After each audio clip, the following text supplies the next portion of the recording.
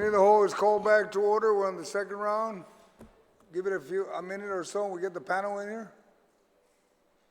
And then we'll begin with Senator Burnett. If you're not present at your chair when your name is called up, we will skip you and move along. Be mindful, my colleagues, we're in the second round. I think there was a lot of discussion on the first round.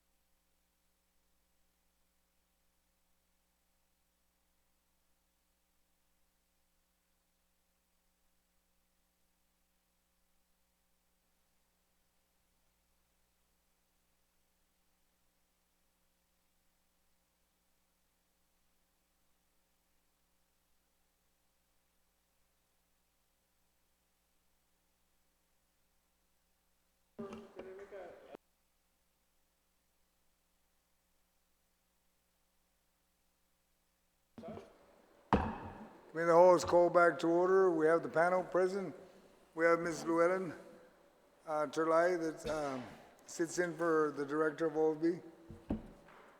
Mr. Carlson, do you have an update you want to present before Senator Barnett starts? Yeah, just an update. Oh, geez, that's loud.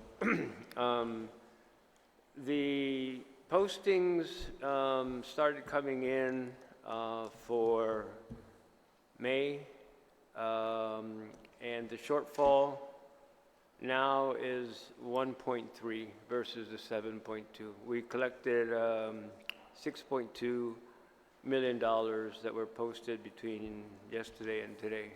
So that takes the total, well, maybe about 8 point something versus 14. The revenue shortfall. So it got better. Senator Burnett, we'll begin with you on the second round. Maybe we should take another lunch break. Huh? What, so we can get more money? Yes, exactly. Well, Senator Burnett, you're Thank you, Mr. Chair. All right. Mr. Carlson, I wanted to ask if you could kind of, to the best of your ability, go over some of the assistance programs that again, to the best of your ability and your knowledge, are going to be offered by the federal government in the coming days and weeks.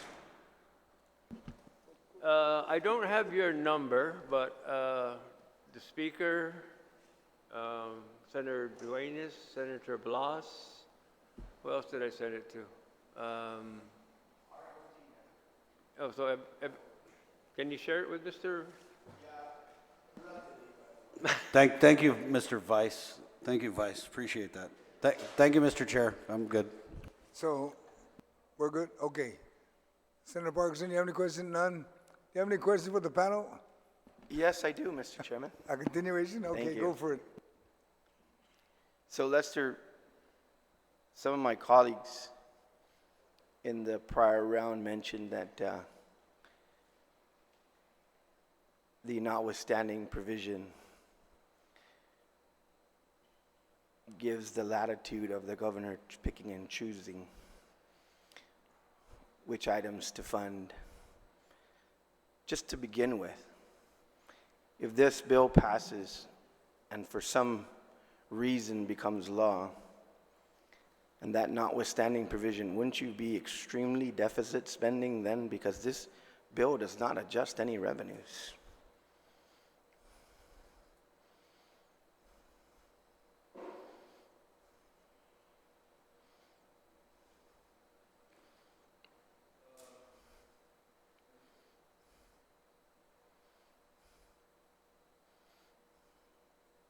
I mean, if it's a notwithstanding provision, Lester, Mr. Chair, I'm just going to make an amendment to make it $1 billion.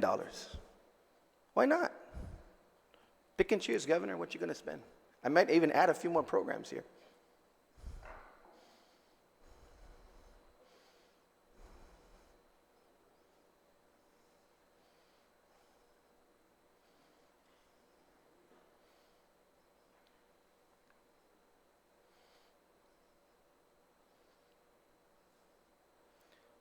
I mean, let me further explain why I'm asking this question, Mr. Byrne especially. I need to remind you when you were here last time, and I took that advice to heart, when you said to us, guys, this is tighter than a drum. You need to stop appropriating. There's no money. And we've now given the governor the ability, and I also want to say something. There was a representation earlier that yesterday's bill that we passed was the same because it didn't deappropriate, didn't have to deappropriate because we're anticipating, especially since the meager light that was shed today of an additional 6 million, which lowered our deficit to 8 million now. The meager light that's been shown. But we anticipate, isn't that correct? With your optimism, Lester, that we anticipate that if all the gods come together and everything else, the balance of this fiscal year, we might be able to realize somewhere near that 50 billion and give you that latitude for expenditure. That's correct. So this is not the same. Colleagues on the floor here, this is not the same. That's correct. And that's why I asked for a fiscal note. So I have to ask you again, Lester, would you be deficit spending? Because this notwithstanding provision is not magic. It gives an authority to you, but it does not change the revenues. So if you spend this $50 million without changing the revenues, sounds to me like you would be deficit spending. And the governor has asked us not to do that.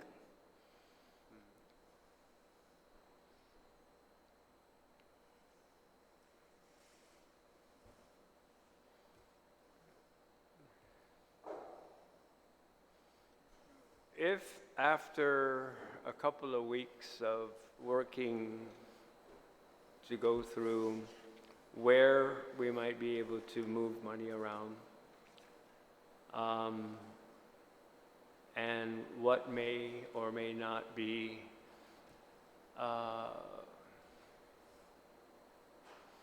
implemented, we might have to come back to you, but You would have to come back to us, Lester, because other people are going to be running. Let's go down that road. Let's have a scenario. Okay, what won't be implemented? Let's say the power credit won't be implemented, and we got $26 million. Not sure some people on this floor would like that. But let's say the power credit didn't get implemented. Power bills are going down. Never mind, you don't need that, people.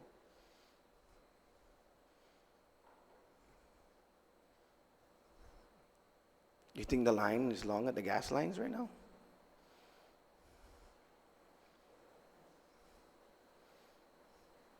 Let's say we didn't implement LEAP.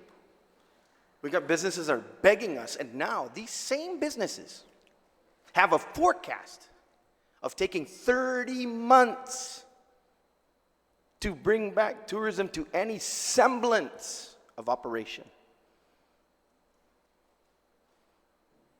Of that 3 years, just about, I'm going to tell you right now, I'm going to go out on a limb because I've been in the tourism industry. It was my first love and the job that I did for 16 years.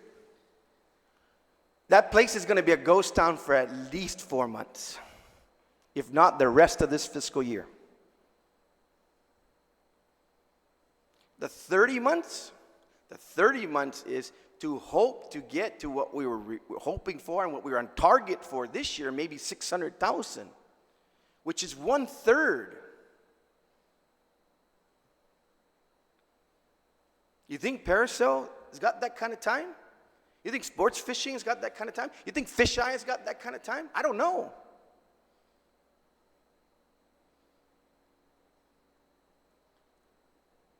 Danis tigot songo. Inuebo na senador, isentati. Jao lai. Anu ekunok na kwentas gifin tomorrow. Jao ta kwentas gifin tomorrow loku. Untungo afa imenamko asasangan ni tauto. Iman hoben. Boy. Tsagi. Lo munga mandagi. Imandagi iisaw mo.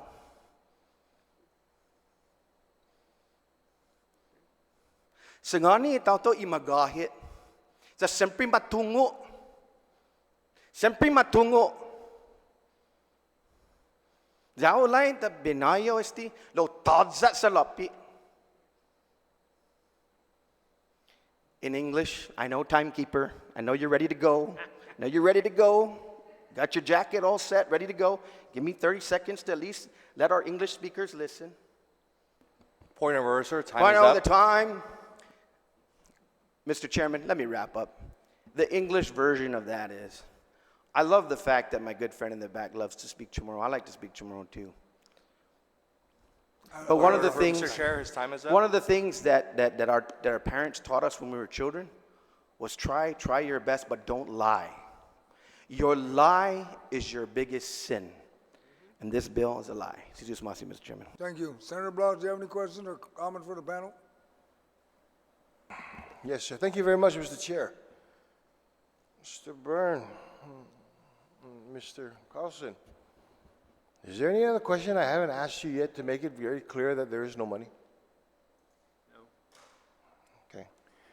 You know, for the edification, and thank you, Mr. Carlson, for sending me this information, but, you know, because I'm being timed and you're not, you know that information on the FEMA assistance that's going to be provided under individual assistance program?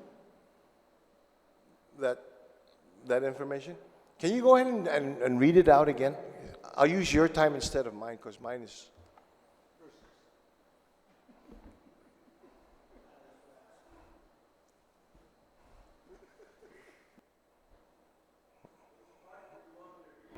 The one about the individual assistance, what's going to be available to our...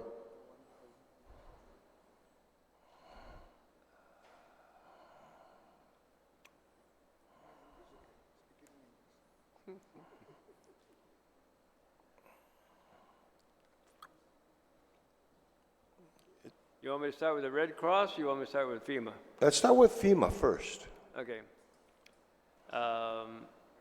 This came from the governor, by the way, for me to make known to not only you guys, but of course the public. FEMA has a generous individual assistance, it says FEMA has generous individual IA assistance. Direct cash of $1,000 for home and property damages to include cars. This is direct money via check or direct deposit.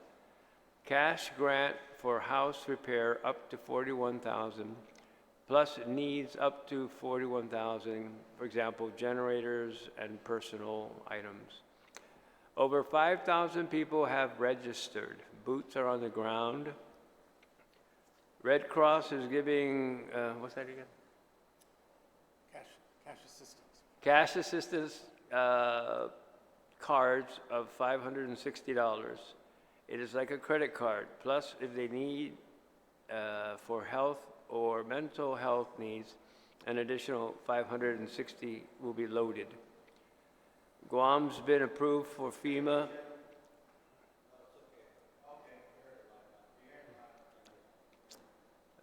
Guam's been approved for FEMA individual assistance. That's the part I didn't actually know about until later this morning.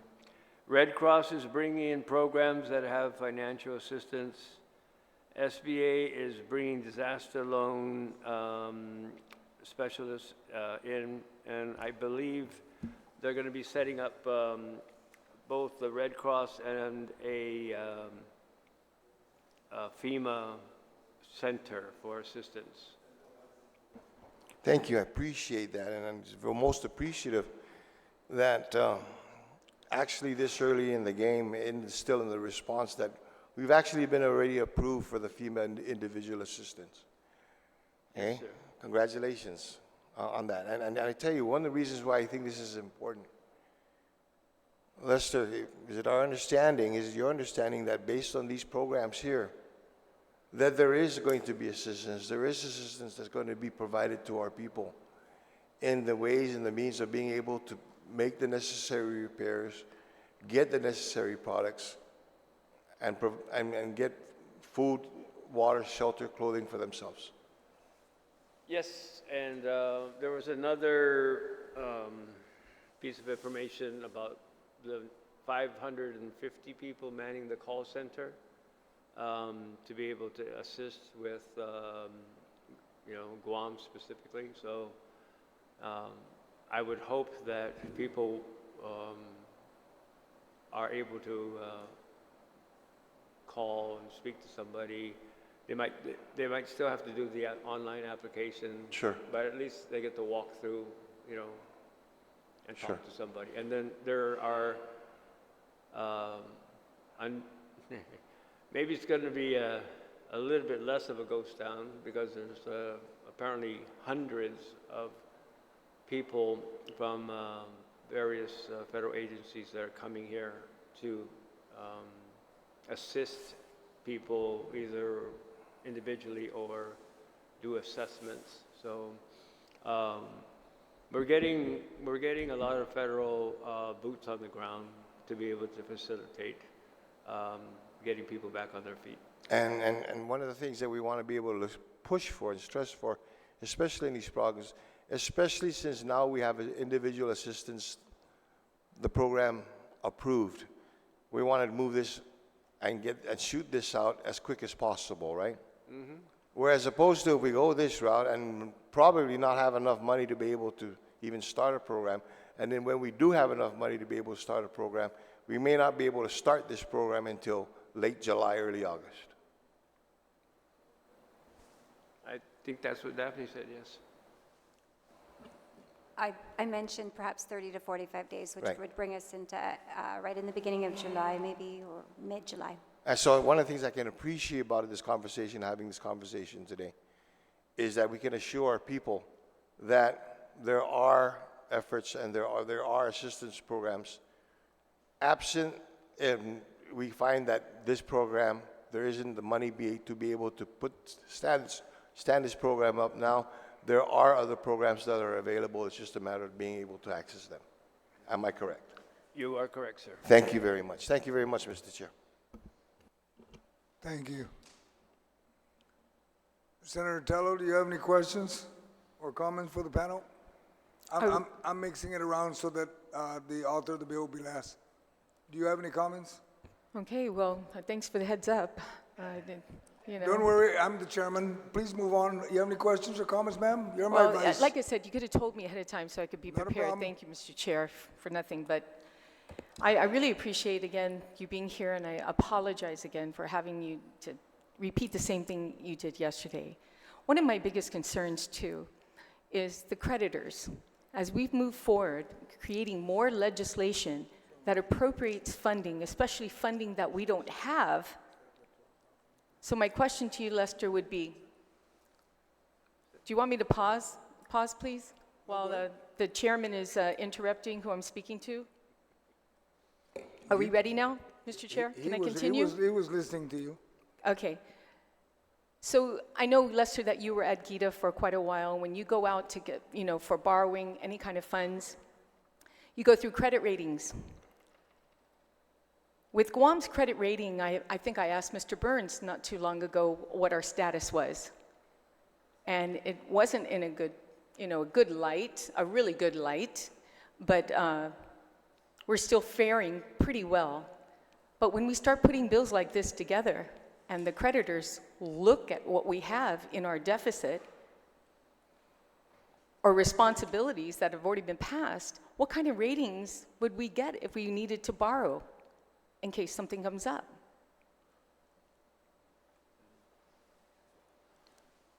Number one, Senator, the ability to pay debts is in the front. We always take that out off the top. We only appropriate after we've taken into account debt service, income tax refunds, and a couple other things. Then we have net available for appropriation. So they like that. They know they're going to get paid. One of the things that we did recently, which will bolster our investor base, is actually having eliminated the deficit and having money in the reserve. Albeit, it's 1 year's worth and growing. We didn't have that. Guam has never had a rainy day fund since it was probably created. So that helps, but we'll get out of this, and they know we're good for our bond payments. We've never defaulted. But Lester, don't the creditors also look at our prior year, our obligations? I mean, they look at everything in order to rate us. Yeah, and we're paying everything. And if we are introducing legislation to pay for things that we don't even have the money to pay for, what does that say about our status? If, first and foremost, we will get 127 done. I walked in here saying, we can't do this. So,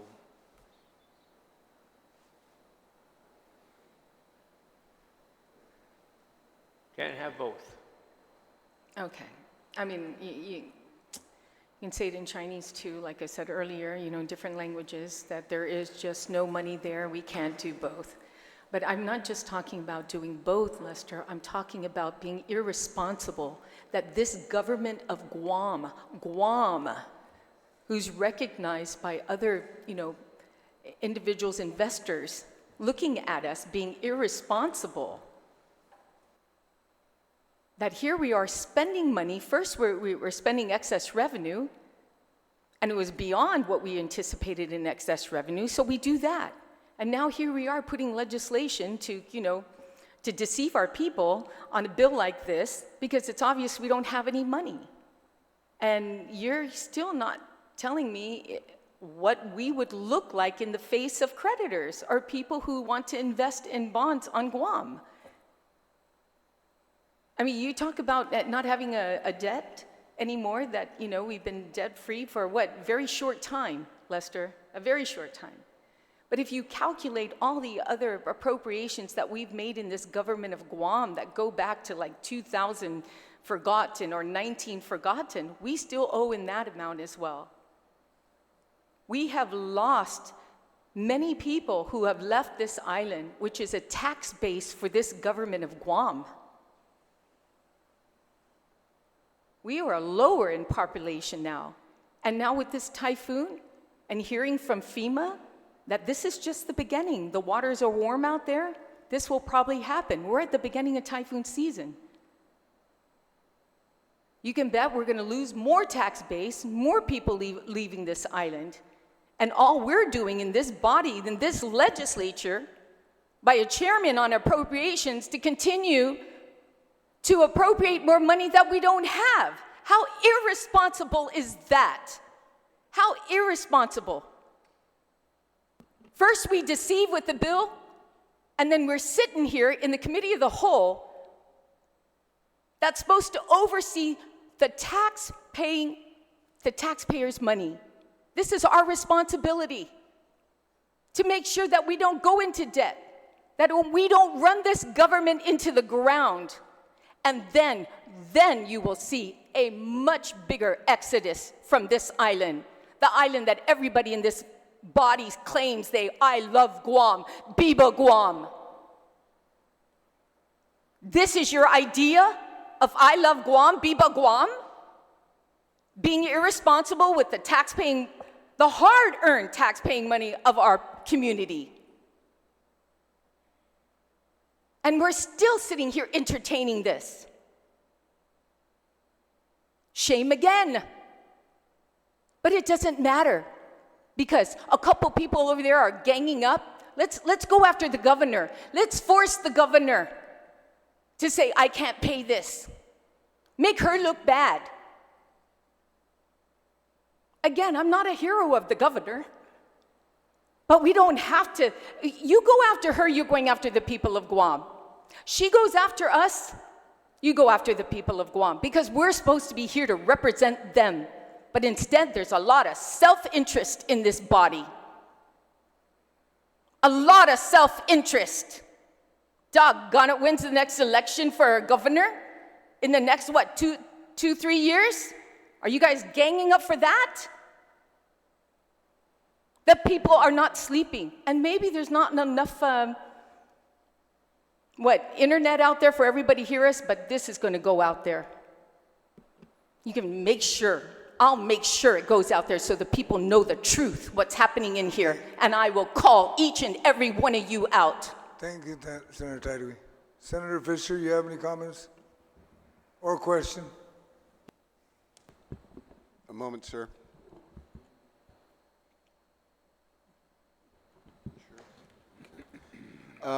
Just a comment, sir. Thank you very much.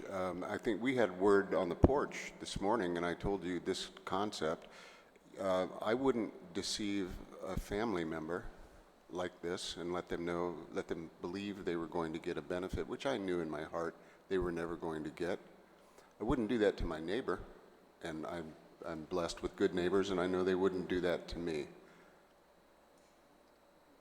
So I'm not going to do that to the voters. Thank you. Thank you. Senator Roy? Pass. Senator Dwayne, do you have any comments or question for the panel?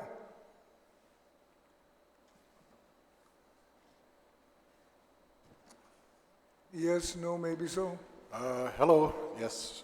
Thank you, Mr. Chairman. Sir, anybody from the panel, has the audit for 2022 has been done yet?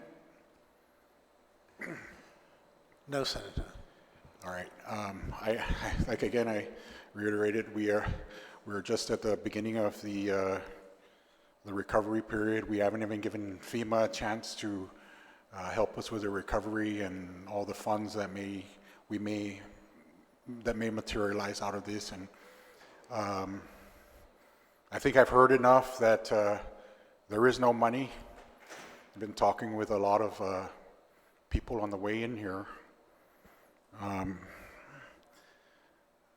When I ran for office, I promised honesty, compassion, and kindness, and I do know where the author is going with this. And you want to be kind and everything, and compassionate, but we also want to be truthful and honest. My wife's always getting mad at me because I want to give everything away. I'm just Santa Claus like that. But we need to also understand the realities that we're facing. And I'm going to ask you again, Mr. The gentleman up there, can we do this? It's an honest question. No. And I know I'm one of the co-sponsors for the bill, and I do want to help the people of Guam and get this out there, the help that they need. But I do understand as well that FEMA's here and the Red Cross is here, and we haven't given them the opportunity to at least try to offer the aid that we do need and the people of Guam need. So I just wanted to help out the people, and I hope that we can be more sober enough to maybe come to a conclusion about this bill and understand the realities that we are facing.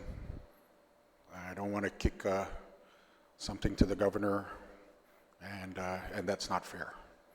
So I think we'll try to let FEMA and Red Cross help us out first, and if we do recover, maybe somewhere down the line, and we can probably offer something like this, maybe it's something that we can revisit. Thank you, sir.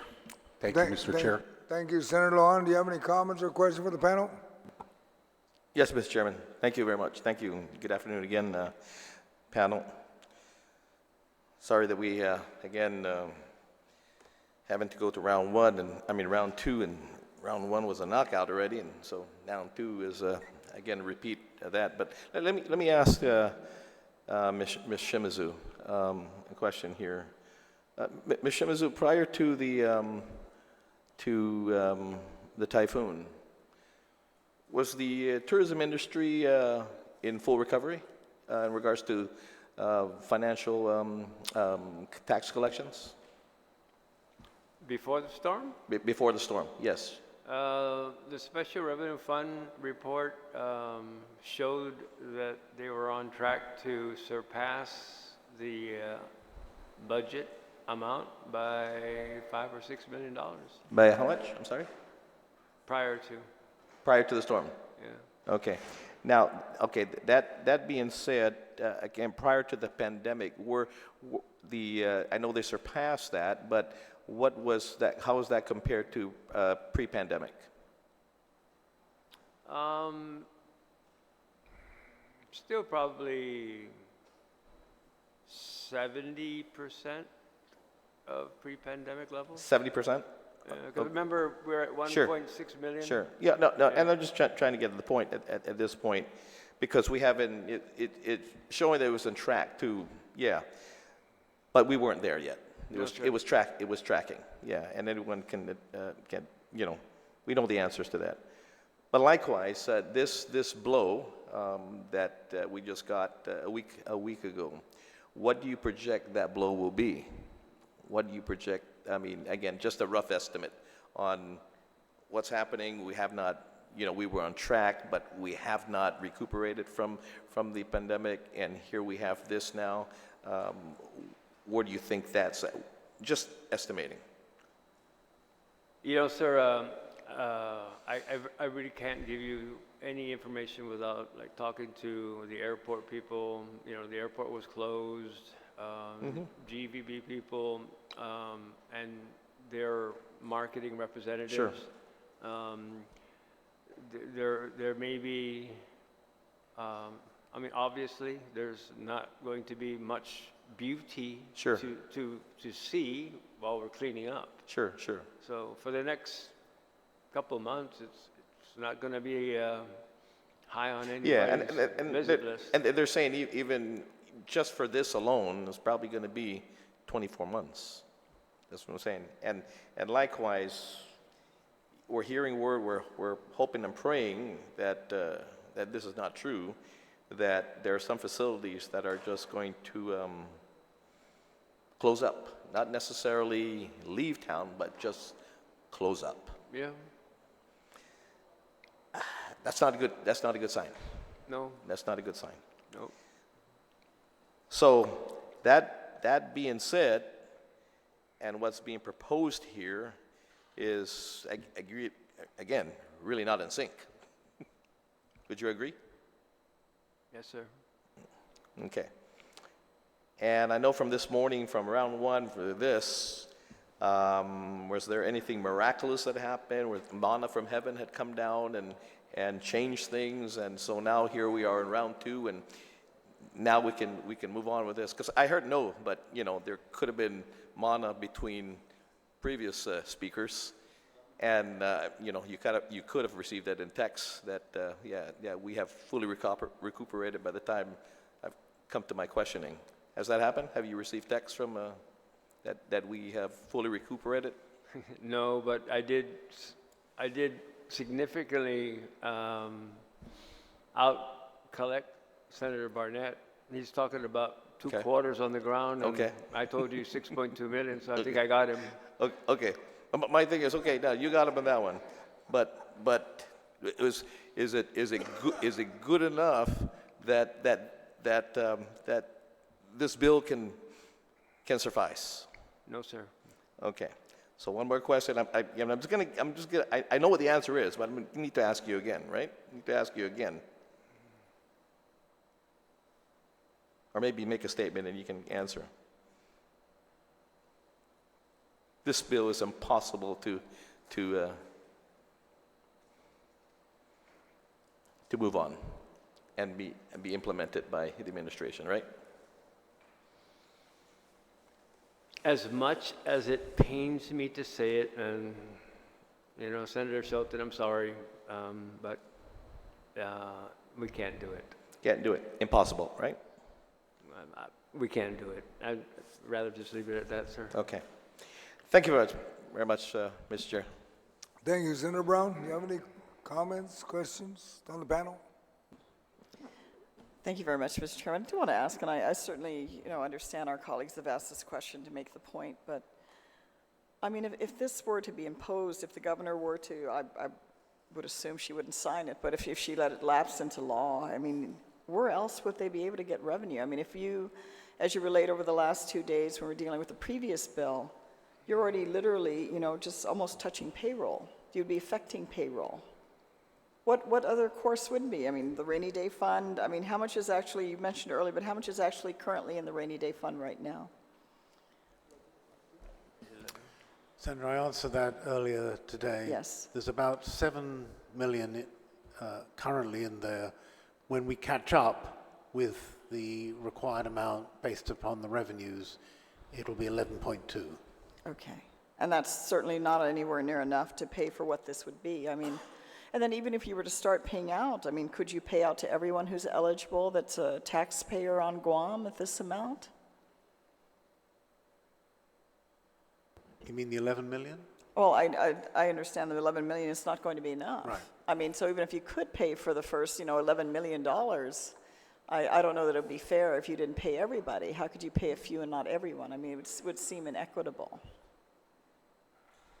Well, you'd have to make a choice to either prorate the amount or base it on some other criteria in order to keep it within that limit. I wanted to ask because, I've been hearing talk going around and, talk can be talk, but where we are, like with GMH, are we current with all the things we need to pay to the employees? Are we current with payments to the retirement fund? Well, that's really a matter for GMH, but the last statement that I saw, yes, they were. Well, I hope so, because, I mean, we're starting to hear that there may be some lag with regards to these things being paid. And that was always a perennial problem. There's nothing new about that. That's something over the years that we've always heard about, but we certainly would not want to be in that situation where we're not taking care of current obligations. And as I mentioned earlier, and employees, including employees here from the Guam Legislature on Friday, without power, were checking and finding out that money wasn't deposited in their account. We heard the explanation as to why that may be the case, but I'm sure that was a very uncomfortable feeling, especially when for many families there was such a need to have additional money on hand, especially cash on hand, because a lot of vendors only wanted to accept cash. And that feeling of not being able to get your paycheck, even if it is, and in some cases some didn't get paid till Monday. It's not a very comfortable feeling, but I think it's a reality that's finally come upon us, because that's just, that's actually been the reality of Gov Guam for most of its life, except for a brief period of time during the Atabla's administration when we had the revenues coming in and what we've experienced as a result of this pandemic and the military buildup, which is not going to sustain indefinitely. And I think we have to be responsible. I need to say that again because I've not seen it. I've seen this desire to approve, especially recently. I mean, it's just, Mr. Burns, a month and a half ago, you were telling me we got the money to address this $50 million pay raise. I remember we were here, I asked you those questions, and you said, oh, the revenues will be there to cover this increase, and how now we're talking about deficit spending, and now that there's other proposals for appropriation, now there's no money to do it. And I think that's a reality check we need to be aware of here, because there's not an indefinite amount of money, and we're not doing good by our people when we can't take care of the critical things that we need to address that we certainly are not doing now. I mean, even the comment earlier about, oh, well, we can take money. Well, if we don't fill a position at DOC, maybe we can use that. And yet DOC's come before us and told us they're at crisis situation with the lack of personnel that they have there. They're understaffed to address the concerns and responsibilities they have at DOC. So even that's preposterous. But the problem's not outside the hall. It's right in here. Because we have members here that want to play the politics and, as I call it, the politricks, and not be truthful with our people. Because this issue, gosh, we can't write the press releases fast enough about what we're trying to do to help our dear people, because some of us think we are more caring and more loving and more concerned about the people of Guam than anyone else in here. And I think we're doing them more damage. Long term, we're doing our people more damage by not being fiscally responsible, not being honest and upfront, because we want to pretend that we're doing the heavy lifting. The most junior employee in this legislature could have written this bill. Anybody could, in this body, could have written this bill and went on a bandwagon about how we're here to serve our people. And I think we know the tough leadership role takes work.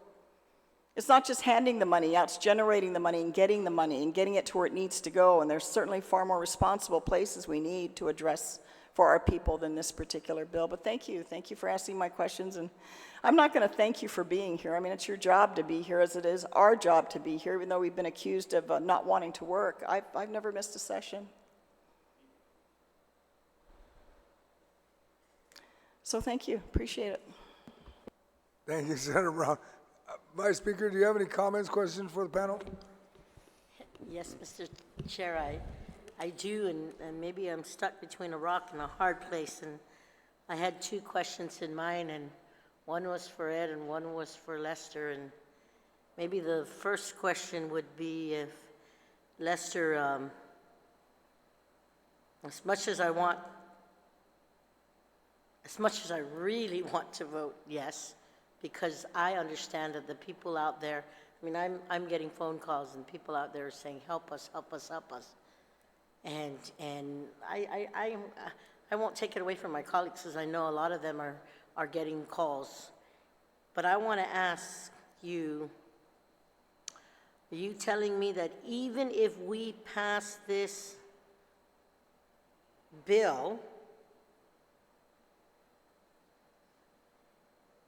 we won't do so because the math just doesn't permit it to? And if this bill passes, what would you need to do to fund this and make it happen?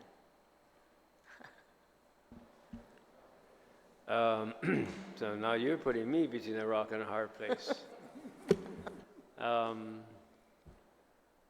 Senator Nicolas was very honest. You know, everybody here wants to be helpful. I want to be helpful. I don't like having to get to like ad nauseum say we can't do it. Yesterday you passed something that is our priority, the recovery. I wish we could do more.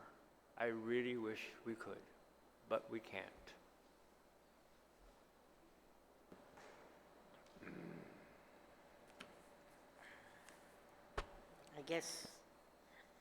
I guess then I'm going to ask Ed this question after hearing from Mr. Carlson is, if this does pass, Ed, can you explain when deficit spending begins? And I know that's a hard one too, but can you just try? I was kind of expecting that question, Senator. It's not an easy question to answer, as you indicated. Maybe in the past it was easy because we had a big deficit and we were still spending, and that's why the reason the deficit grew. Basically, our budgets are supposed to be balanced budgets, that our expenditure equals our revenues. Over the past 3 years, we've managed to report surpluses, not huge surpluses, but certainly acceptable surpluses, which has put us in the position of not having to look and see where all our cash has to come from.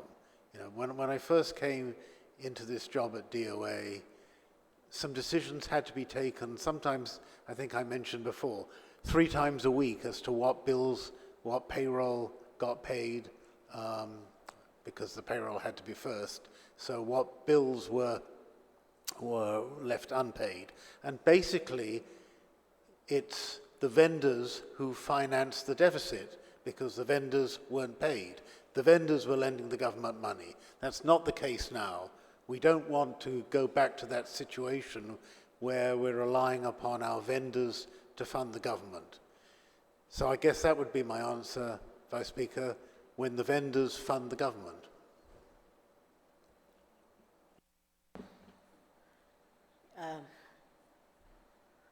You know, Mr. Chair, I see you there. As one who's been named the Pork Barrel Queen for wanting to give money to all the nonprofits out there and all the folks who really could use resources and do a lot of the government work for less, and literally give from the heart. And when I said that I was between a rock and a hard place, it's how can we really find a way to help those that are really in need? And it's maybe getting the information out there about where are we at finances. 1 week, as noted earlier, that money resources are coming in, revenues are coming in, things are looking good. We have a military buildup, tourism is bouncing back. But we didn't expect this. We didn't expect this typhoon to hit us. And we were praying for maybe that it wouldn't hit us for another 5 decades or so. But it has. And I know in my heart that our people really need some kind of resource, even if it's a little. I've said that before. I had somebody tell me last night that even $200 to $500, even that will help make a difference. How can you give something that you don't have, right? And how do you deal with that? So I just know that this job is not easy for all of us in this room today, and I just want to say that if there is any middle ground or anything that we can look at, let's leave no stone unturned, and let's try. I don't know. Maybe this is time where we could use a miracle, right? Or a stone that hasn't been turned yet that come up and we can find something to help all our residents that really need it. Because I myself, I want to make sure that I don't leave anybody that's here on the island of Guam that has been devastated by this super typhoon, that they don't get the resources. Because if you give one, you got to give for all. And right now, I even know that based on how the system is worked out, we are still missing out on a lot of people in our community. And I have written letters asking, not here, not to take from Peter to pay Paul, but from Uncle Sam, and seeing where else I can get to help everybody here on our island. So, Mr. Chair, I yield back to you, and I will continue to hear the questions and see how I can look at this legislation and see where it's going to take me to help our residents that are hurting real bad today. Thank you, Mr. Chair. Thank you, Madam Vice. Senator Shelton. Thank you very much, Mr. Chair. Again, thank you to the panel for the information today. I think one thing that I took away in this last round is that it's not impossible to do this. It's very difficult, but if there's a willingness for us to do it, even in a smaller capacity perhaps, as the previous speaker mentioned, there is a way for us today to help our people. So I know that some of our colleagues have been speaking over lunch, discussing some other compromises that we may be able to come to allow for us to roll out a program to give direct assistance to the people. And as the author, I'm obviously very open to any of those suggestions so that we can make this happen. I think we've focused a lot on the numbers, what's going on, all of the collections over the last few months, and maybe the doom and the concern that we have for the months ahead as we were in the midst of COVID recovery.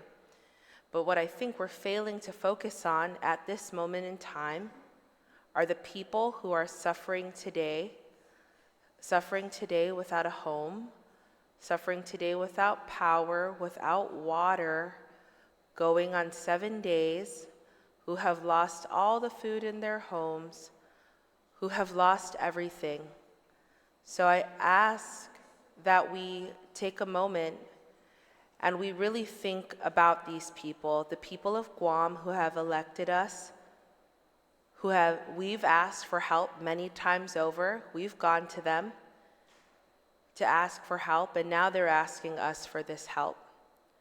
And so I hope that we are able to come to some kind of agreement today that our colleagues can support this effort to support the people who are in need. Maybe we're faring okay here, sitting comfortably in this session hall. We have Wi-Fi to do our work. We have a restroom with running water. But there are folks out there with absolutely nothing and have no idea how to get back to rebuild the lives that they lost. And we are thankful for the FEMA assistance, for the Red Cross assistance, and many other nonprofits that I'm sure will come in the next few days to assist our people. But we were elected to do just that, to make the tough decisions, to provide for the people of Guam. So in this next round, I hope that there will be a change of heart, that there will be some understanding here for us to be able to put this direct assistance out into our community. Thank you, Mr. Chair. Thank you, Senator Shelton.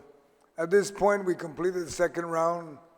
The panel will be now released. We will take a quick recess, and then we will go into the amendment and comments. And fair warning, Senator Nicolas, you'll be first. We would go around, and then Senator Shelton be last. But we will start first with the amendments. And there's only one amendment. So thank you, panel, for participating today. We have a quick recess. Thank you.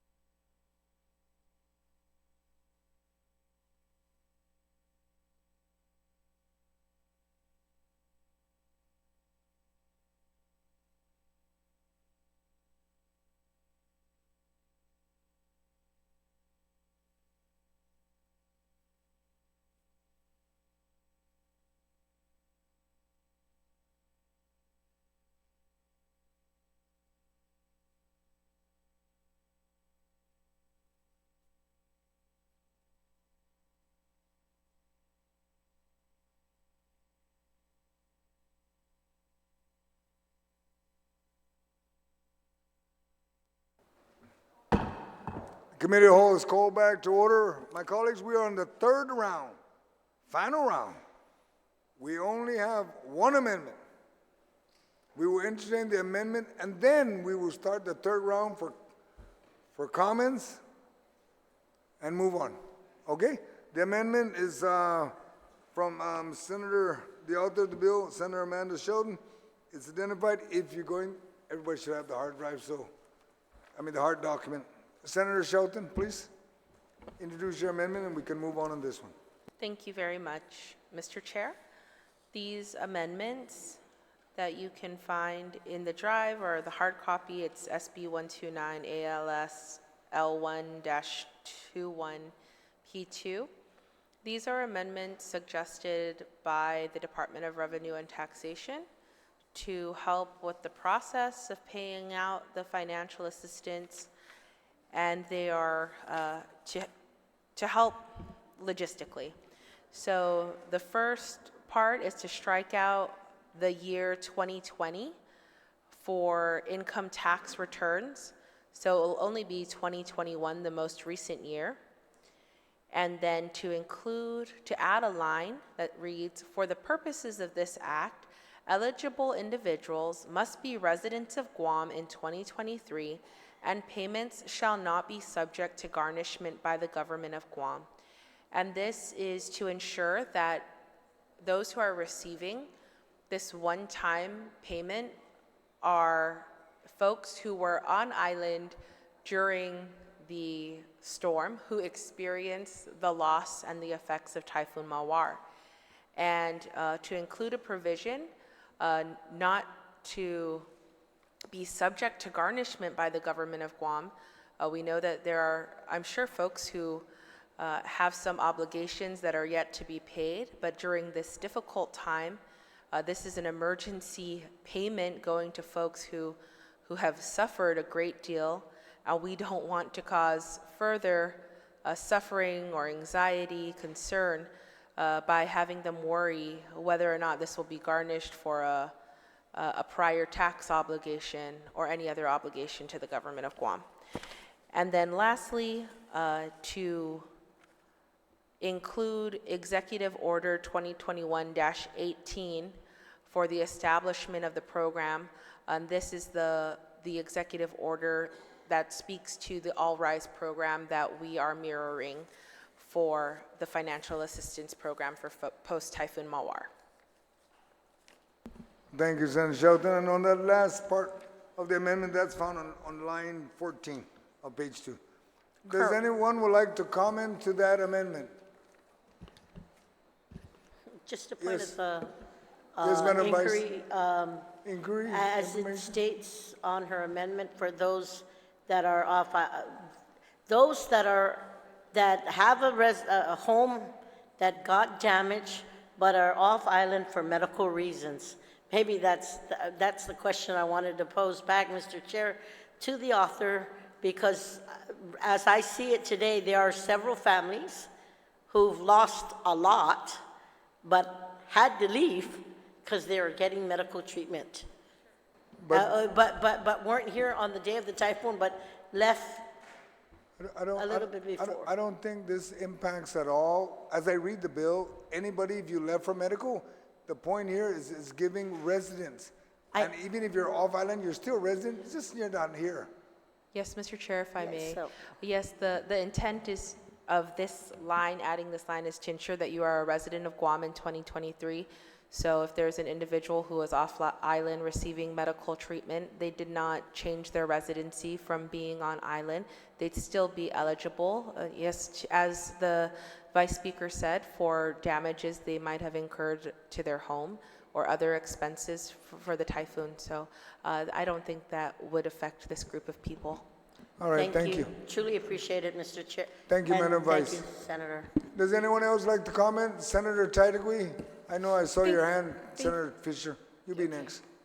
Thank you, Mr. Chair. I have a question to the author of this amendment. Does this have anything to do with finding money, real money, to pay out these claims? Does this amendment have anything to do with that? Will the author yield to the question? Yeah, that's. Okay. The question is, does this amendment have anything to do to change the situation that there is no money to pay for this bill? That's a simple question. She doesn't yield to the question, so you can move Oh, on. she won't answer to the question? No, because it only addresses the residency of the filing, that's all. That's what I was just asking, Mr. Chair, if this amendment had anything to do with changing the situation, that there's money to spend to give the people. Senator- That was my question. Senator Shelton? What, Senator Barnes, that she doesn't have to answer it? Let her speak for herself, Senator Barnes. Yeah, she doesn't yield to the question, Senator Typhoon. Oh, okay, so she refuses to answer the question. Thank you, Mr. Chair. Okay. Thank you. Senator Fisher? Thank you very. Senator Fisher? Thank you, Mr. Chair. To the author of both the original bill and the amendment, I'm having trouble harmonizing page 1's requirement that accordingly the Department of DRT shall establish a post-typhoon, etc., for each taxpayer who filed. So there's an affirmative requirement that it must be a taxpayer who filed. So I'm trying to harmonize that section with the amendment and also in the original bill, which does not require you under certain circumstances, does not require you to have filed. Which is it? Senator Shelton, you yield to the question, ma'am. Yes, Mr. Chair. So the bill provides for certain exceptions for those who have not filed taxes, and those are individuals who receive Social Security benefits and those who do not meet an income threshold. And so the Department of Revenue and Taxation has a mechanism, as in the All Rise program, to recognize these people, to find these people, to allow them to receive this benefit. I hope that suffices your question. Well, it doesn't quite, because there's an affirmative requirement in the bill that it be a filer. It says specifically who filed a Guam form. I mean, you know, you can fix this in drafting, but anyway, Mr. Chair, that would be my comment. Thank you. Stand by. Senator Shelton, if you may provide further comments, please. yes, thank you. It says that it is for those who filed a Guam tax form, or for those who have not filed and meet the other eligibility requirements. So it is provided for in the bill. Ma'am, I would just point out to you that that is not what the law says on page 1, lines 10 through 14. Thank you. Thank you, Senator Fisher. Anyone else would like to comment on the amendment? Are there any objections to the amendment? There being none, amendment passes. Now we'll proceed with the last round. We'll begin with Senator Nicolas. We'll proceed down, and then we'll come up to Senator Blas, to the Speaker, and then to Senator Lohan, and finish off with the author of the bill. So Mr. Chairman, at this time, I call the previous question, rise from the Committee of the Whole to vote on this bill. Okay, there's a motion to Objection. rise. An objection. Yes, thank you. All in favor to rise from the Committee of the Whole? To rise from the Committee of the Whole. 1, 2, 3, 4, 5, 6, 7. Motion fails. Thank you. Now, Senator Nicolas, if you would please proceed with your final comments on the bill. Final comments on the bill. Thank you, Mr. Chair. They're a rock and a hard place. I do want to help the people. I think it's a great idea. However, we've been hearing time and time again how maybe fiscally irresponsible this may be. But I did promise the author that I was going to support her bill, and she has my support for the bill. And if it does pass, you know, it passes. If it doesn't, I'm very well with that. I do believe that also FEMA and or the Red Cross are still out there and still working to help the people. And I think that's the main thing is what we're trying to do is trying to get aid and to the people, but we should, I guess, for now, at least leave that to the professionals who are really out there. But I do support the bill, as I promised. It's difficult to, I keep my promises. So I do support the bill, probably to my, thank you. Thank you, Thank you, Senator Mr. Chair. Nicolas. Senator Quinata, no comments. Senator Fisher, do you have any comments? Thank you, Thank sir. you. Thank you, sir. I do not support the bill. I think it is deceptive, and it is brought for an improper reason. It is unfortunate that we are doing this to people when so many of us have just been through the worst, one of the worst weeks of our lives. To set them up like this is immoral. I do not support the bill. Thank you. Thank you, Senator Fisher. Senator Typhoon, your comments, ma'am? Thank you, Mr. Chair. Mr. Chair, I think that everyone here is hoping that, that we recover from this and prepare, better prepare in the event there's a next typhoon that comes our way or any other kind of disaster. We all want to help the people of Guam. I'm very grateful that FEMA is here and they're already starting to provide assistance to our people. It's getting done. But what's happening in this legislature right now is playing politics. This is not helping any of our people out there. And you can bet those who do have internet service or do have an option to listen to what we're saying today, it's bluntly obvious that certain people in this body has been playing politics. And it's really, really not in their best interest.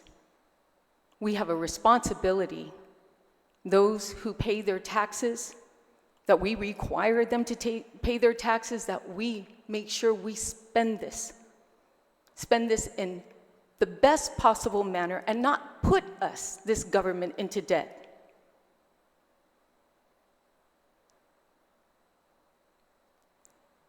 I can't, the word that keeps coming to my head is shameful, shameful.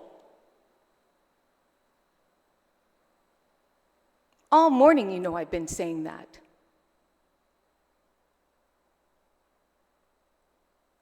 I got a text from someone who said, that's right, call them out. Because I tell you what, I don't owe anybody in this body. I don't owe anybody, but I do owe the people of Guam the truth. The truth. That's the only obligation I have, is for the people of Guam. And if I need to shed a tear to show how much I mean that, then I'll do that. But unfortunately, you know, I don't have that Hollywood attitude to be able to shed a tear.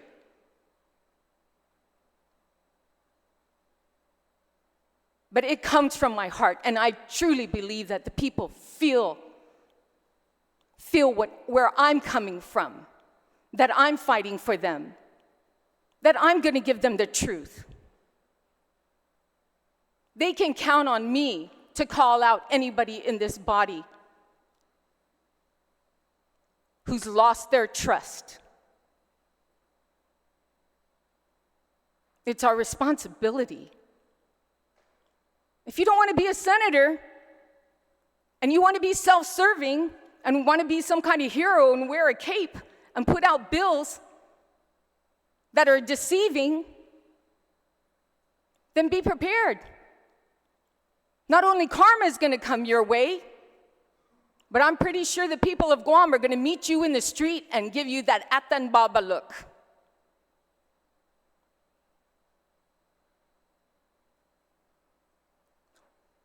We need to work on recovering. We need to work on preparing for the next disaster. We need to work on our finances. We need to work on our schools.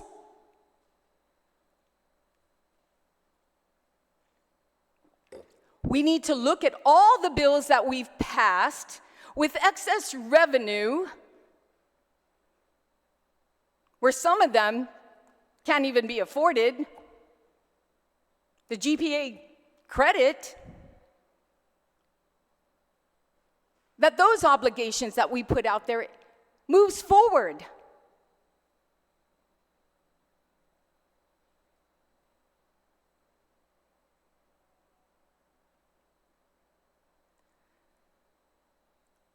Senators, this is not what the people expected of you. They did not expect you to deceive them. A vote no on this bill is fiscally responsible. A vote on this bill, a vote no on this bill means that you're fiscally responsible and you're looking out for the people's money.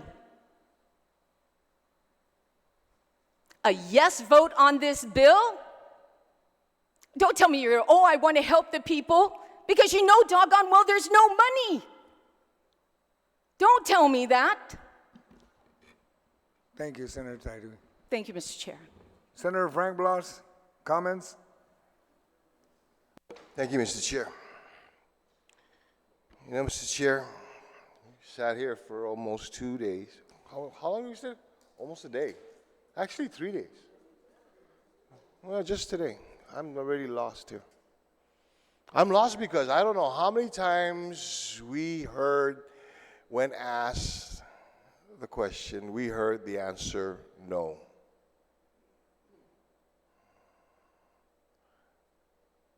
You know, when I look around this room, yeah, okay. Anybody ever been to the eye of a storm or tried being while working in emergency management?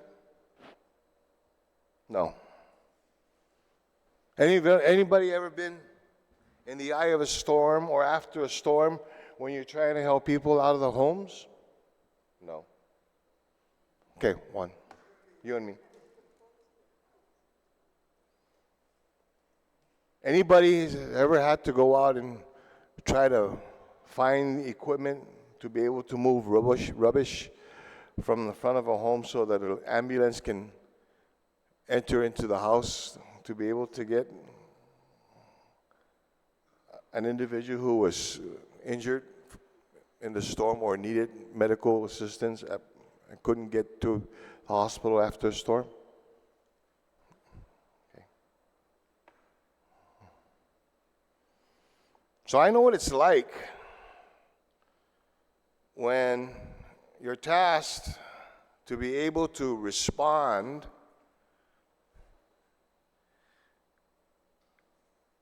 and not have the resources to be able to do so. And to make those decisions quickly, or a life could be lost.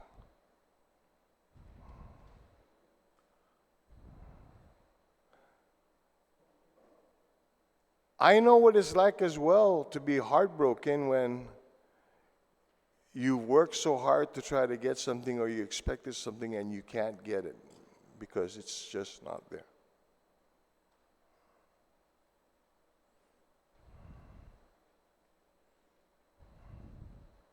But I also know how it is deceitful when you say,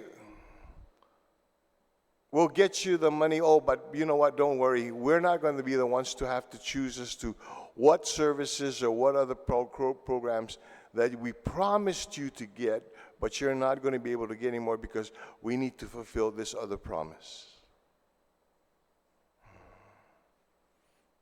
You know what was missing in this conversation today, if this bill was to pass? What was missing in this conversation today is, okay, what's going to suffer afterwards? Or we're just going to kick that can down the road because we just want to be able to go out later on tonight and say, we passed the bill to give you your $500. You want to go out and tell them that the $500 probably not going to come for another few months? Or that you're probably going to be not the first person in line to be able to get it because there's not enough money over the next 30 days to be able to provide it to you? Because you want to fulfill a promise? I would hope that you only promise the people one thing, that you do the best that you can and you be truthful with them.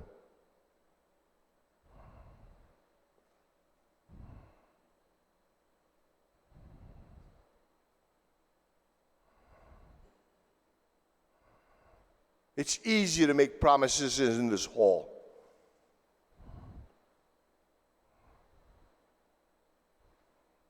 It's easy to make promises to want to stay in this hall.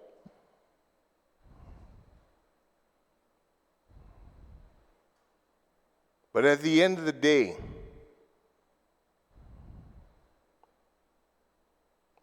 just remember this.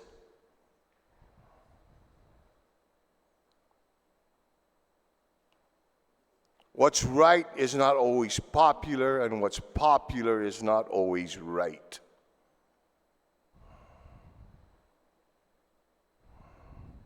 What side are you going to be on? Thank you very much, Mr. Chair. Thank you, Senator Blas. Senator Dwayne, sir. Mr. Chairman. God forbid we spend another faking moment in this body fagagaing the people. Basta man fagaga itaw-taw.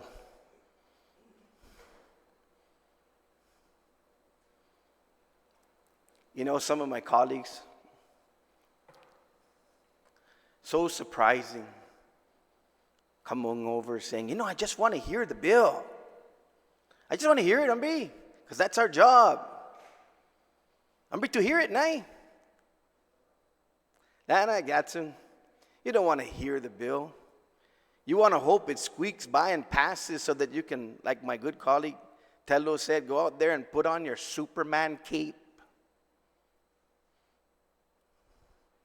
Don't singani tauton, I help is in the way, lo tadza help. Tadza salapi. If you wanted to hear the bill, and you sat here and you heard the bill, and you heard every single fiscal manager sitting down there saying, there's no money, and you still vote, then you're fagagging the people.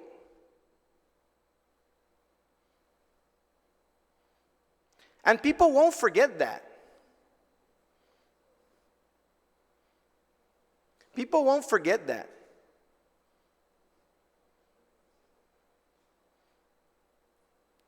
For once, honestly, I feel sorry for Adelup and all this fagagging going on.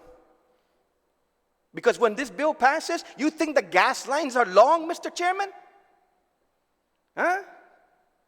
The line is going to go from Adelup all the way down to Agate, down to Umatic, around the Horn, Chumalesu, up to Zotnya Rules, down Route 4 into Salampagu, Sinohanya, Haganya, Mangilaw, Barragada, Zigu, Dedidu, and it's going to wrap all the way right back down to Adelup. That already taught them about Faisi ni gobyerno, magahaga, manmangi sa lapeo.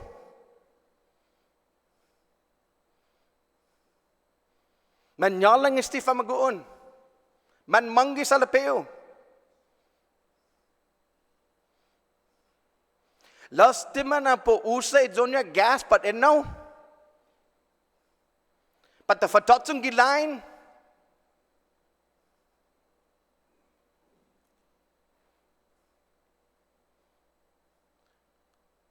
Tunga po for Discover? Ay, ti Discovery Days ti. Kwanto na kareta, sinya, pong park, todo around the island. Patanenga, imagahaga, pong night check niya. 500 pat 1,000. Sa mafagaga, esti tau-tau.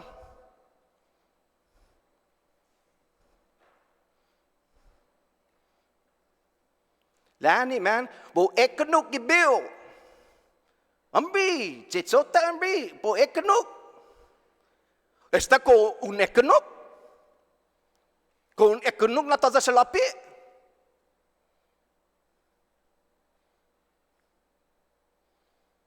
But ekanok bat tihongi.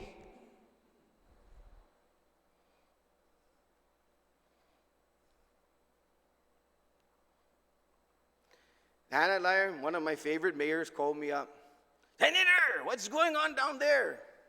Getting all these calls, getting all these texts. Lolo told the Republicans. The Republicans are the ones saying no. Usangani mayor, the Republicans. The representative gets a adalu, matud ang leg na toda sa lapi. Sangani todo izomo pamalo siya na toda sa lapi. The Republican usangani now.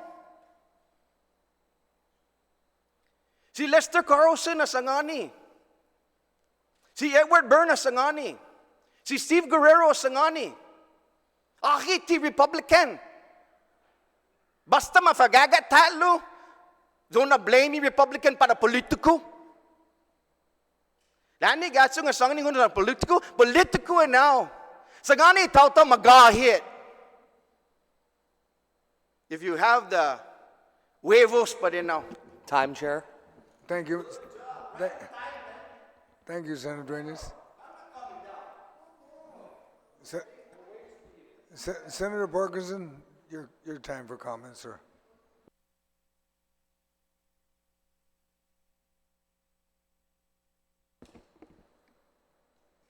Hey, everybody.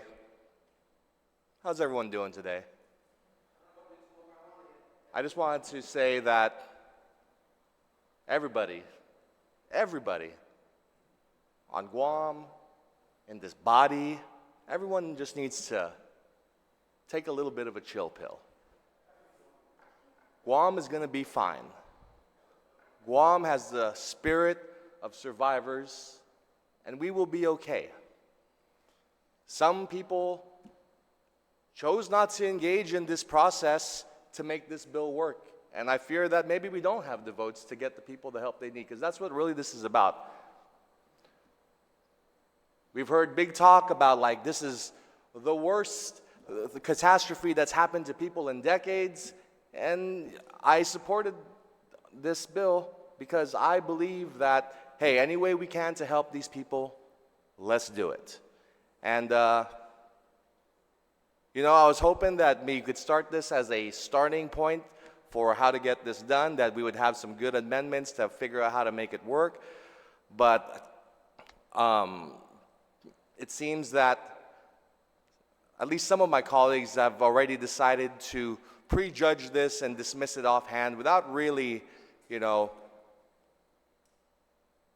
rolling up our sleeves and seeing if we could find those extra pennies in the couch to make this happen. But so whether this passes or not, I just want to say to the people of Guam that we're trying, we're going to be fine, we're going to work through this together, whether we do it in this body or whether we do it as neighbors in the street helping each other, we will be fine. So like everybody, let's just calm down a little bit. We're hurt, but we're not victims here. Excuse me, sir, would you like to speak some more on my time? No. Okay. You're doing fabulous.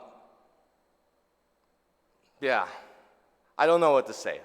Some of us are really trying to help here, and we're going to continue to try to help however we can. And I just want the people of Guam to know that despite how emotional some of my colleagues are, we're going to try to do this with level heads over the long term, despite what bumps in the road you might see now.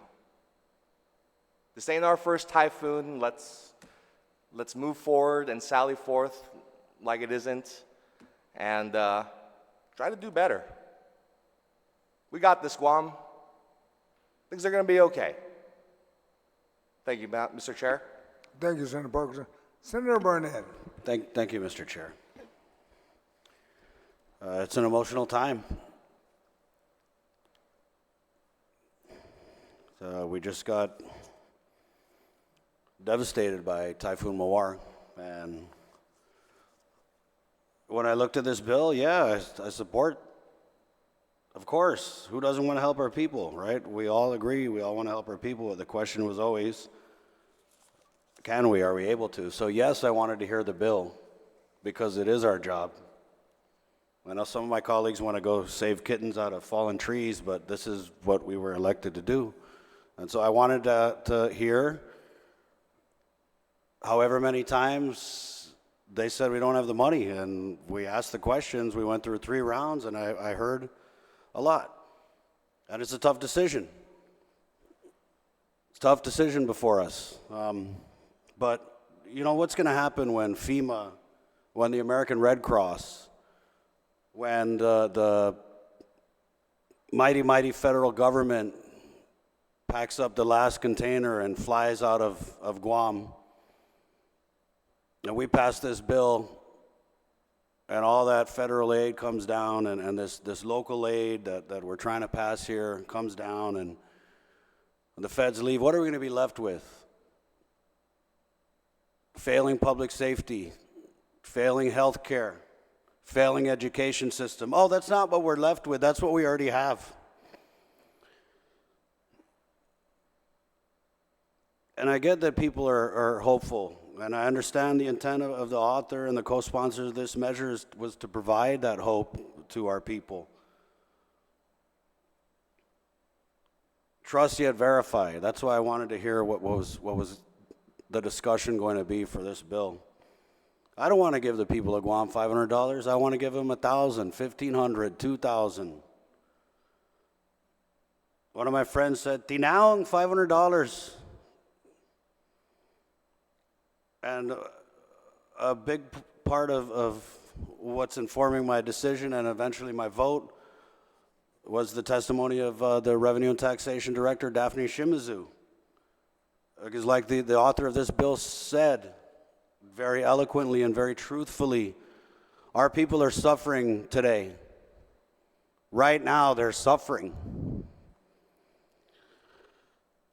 They're hurting. Today, for the last week, they're going to continue suffering.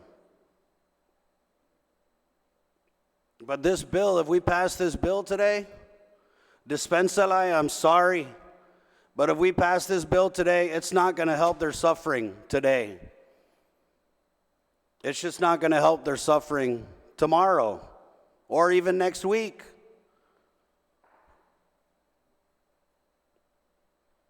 Daphne Shimizu was clear that if we pass this today, they won't even see the $500 until July. And by that time, American Red Cross, FEMA individual assistance, $41,000 home repair. Our people might have already got that. And then they're going to get Arch and Chuli, our $500 check in the mail, on top of all the other assistance that they're going to receive. If there was a way that we could give this $500 to our people tomorrow, even in 2 weeks, next week, I would support it all the way. But we cannot compete with the might and the money of the federal government. I'm sorry, but we cannot. Uncle Sam has a bottomless bank account. And if we give our people $500, and remember, the governor's going to get $500. We're going to get $500. A lot of people who maybe don't even need $500 are going to get it because we cast such a wide net with this measure. And at what cost? A heavy cost. A very heavy cost. We're going to give $50 million, $500 in aid, and we're going to take it from the schools. We're going to take it from the Department of Corrections that's already in a crisis. I'm sorry, but my dear people of Guam, you're going to get the help that you need. But I don't think it's going to come from this bill. It's going to come from Uncle Sam and it's going to come before we would be able to give you this check. And so, yeah, it's heartbreaking. Of course, we want to help the people of Guam, but I am sorry. I don't think that we can with this bill. Thank you, Mr. Chair. Thank you, Senator Barnett. Madam Speaker, comments? Thank you, Mr. Chair. It's a very hard decision. A lot of this decision depends on who you trust to give you the right information, right? And it is very disappointing to hear that such a program could not be rolled out for 45 days. That's a big concern for me, because despite everything that we have done and will continue to do to plan for emergencies in advance, when there is one that is right on us, then they need the food now. And saving our money for the future emergency, I mean, with all reason, is just they need the food now. And I'm trying to find ways to get that to them. I have a lot of hope in what we did yesterday. I mean, I don't know what to say about that, because, you know, I'm torn about that too. We're throwing money at them, but it seems like money's not exactly the issue to get these things to move as fast as we want them to move. There are other things. For example, rolling out a program takes 45 days. Bringing a bush cutter down to, or a chainsaw, takes over 9 days, that kind of stuff. But we did hear testimony that OFB cannot tell us for exactly, you know, what appropriations are no longer necessary, what appropriations they might not spend. That always happens at the end of the year. There's always some.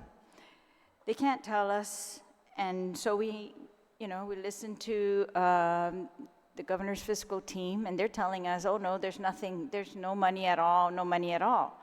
But we know for a fact that at the end of the fiscal year, there's always some money that they could have found, or they did find and use for some other purpose. So we know now from our discussions that there's 11 in the rainy day fund. This program, according to the bill, costs $50 million. There's 11 million in the rainy day fund. If the governor did what was suggested by my colleague from Vergara, move the money for the LEAP program and get that 15 million out of the ARP instead, that would be 15 million plus the 11 million, still only 26 million out of a $50 million cost for this project. I feel like because they have all the information, to put it on them and let them really look harder and find it, or not find it. But I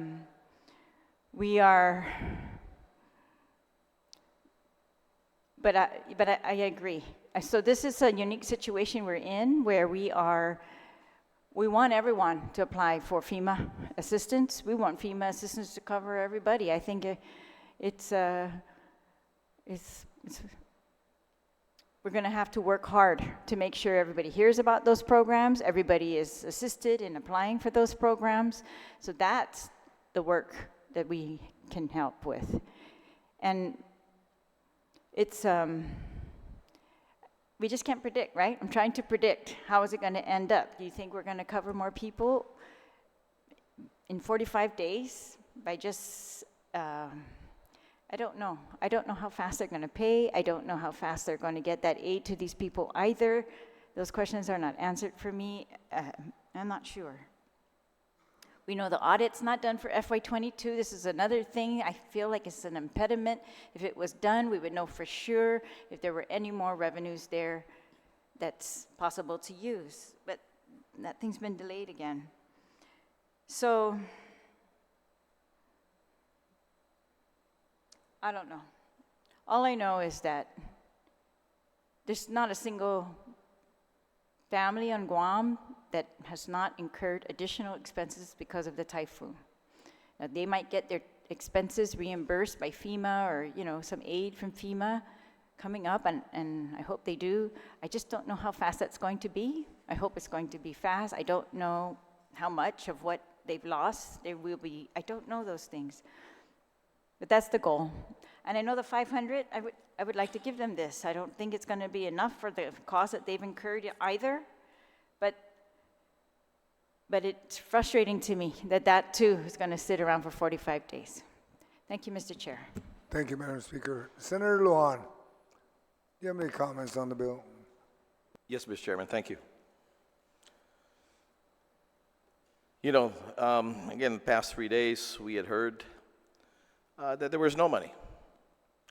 We all know, and it's been reiterated time and time again, that yes, we all would love to have been able to do as this bill had said, but again, it's not reality.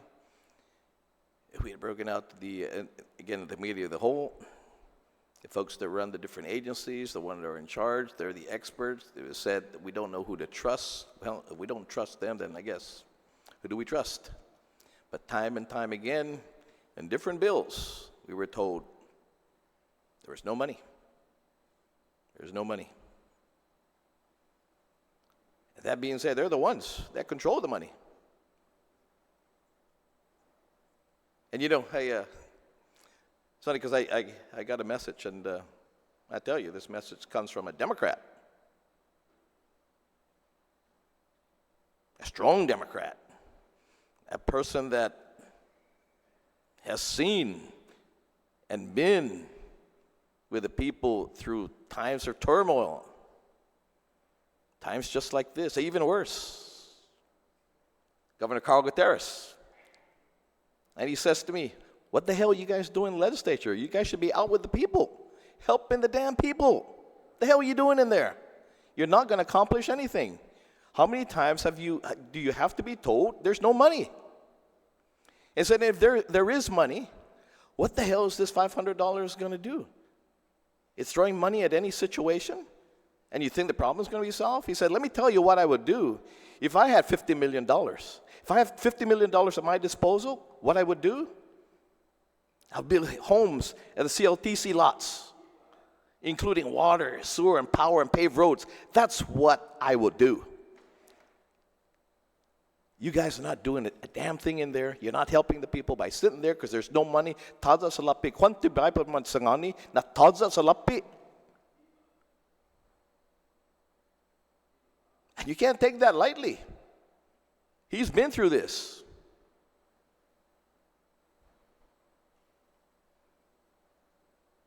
So, if you dispute what I'm saying, give him a call. Ask him. He'll tell you what a knucklehead you are.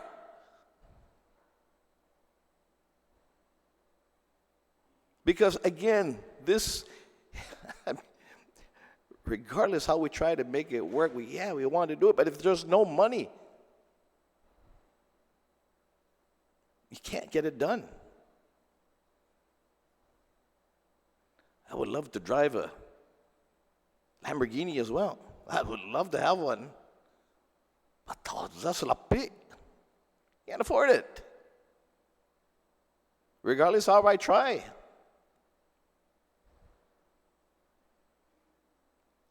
So again, my colleagues, been here for the past 3 days.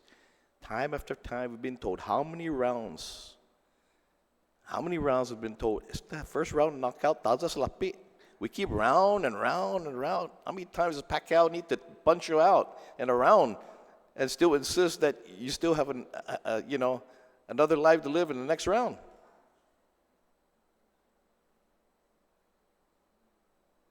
So again, yes, do we want to help? Absolutely. But do we have the financial means to be able to help them? Of course not, we don't. We don't. If we did, we would have been in and out of this hall already at this point.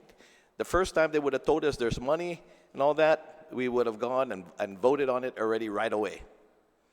But we kept going round after round thinking that the next round would be different. thinking the next round would be different.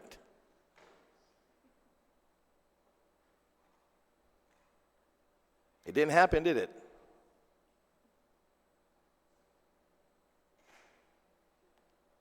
And again, one more quote that Governor Quinata says, get out there and help the people of Guam. That's where you guys should be.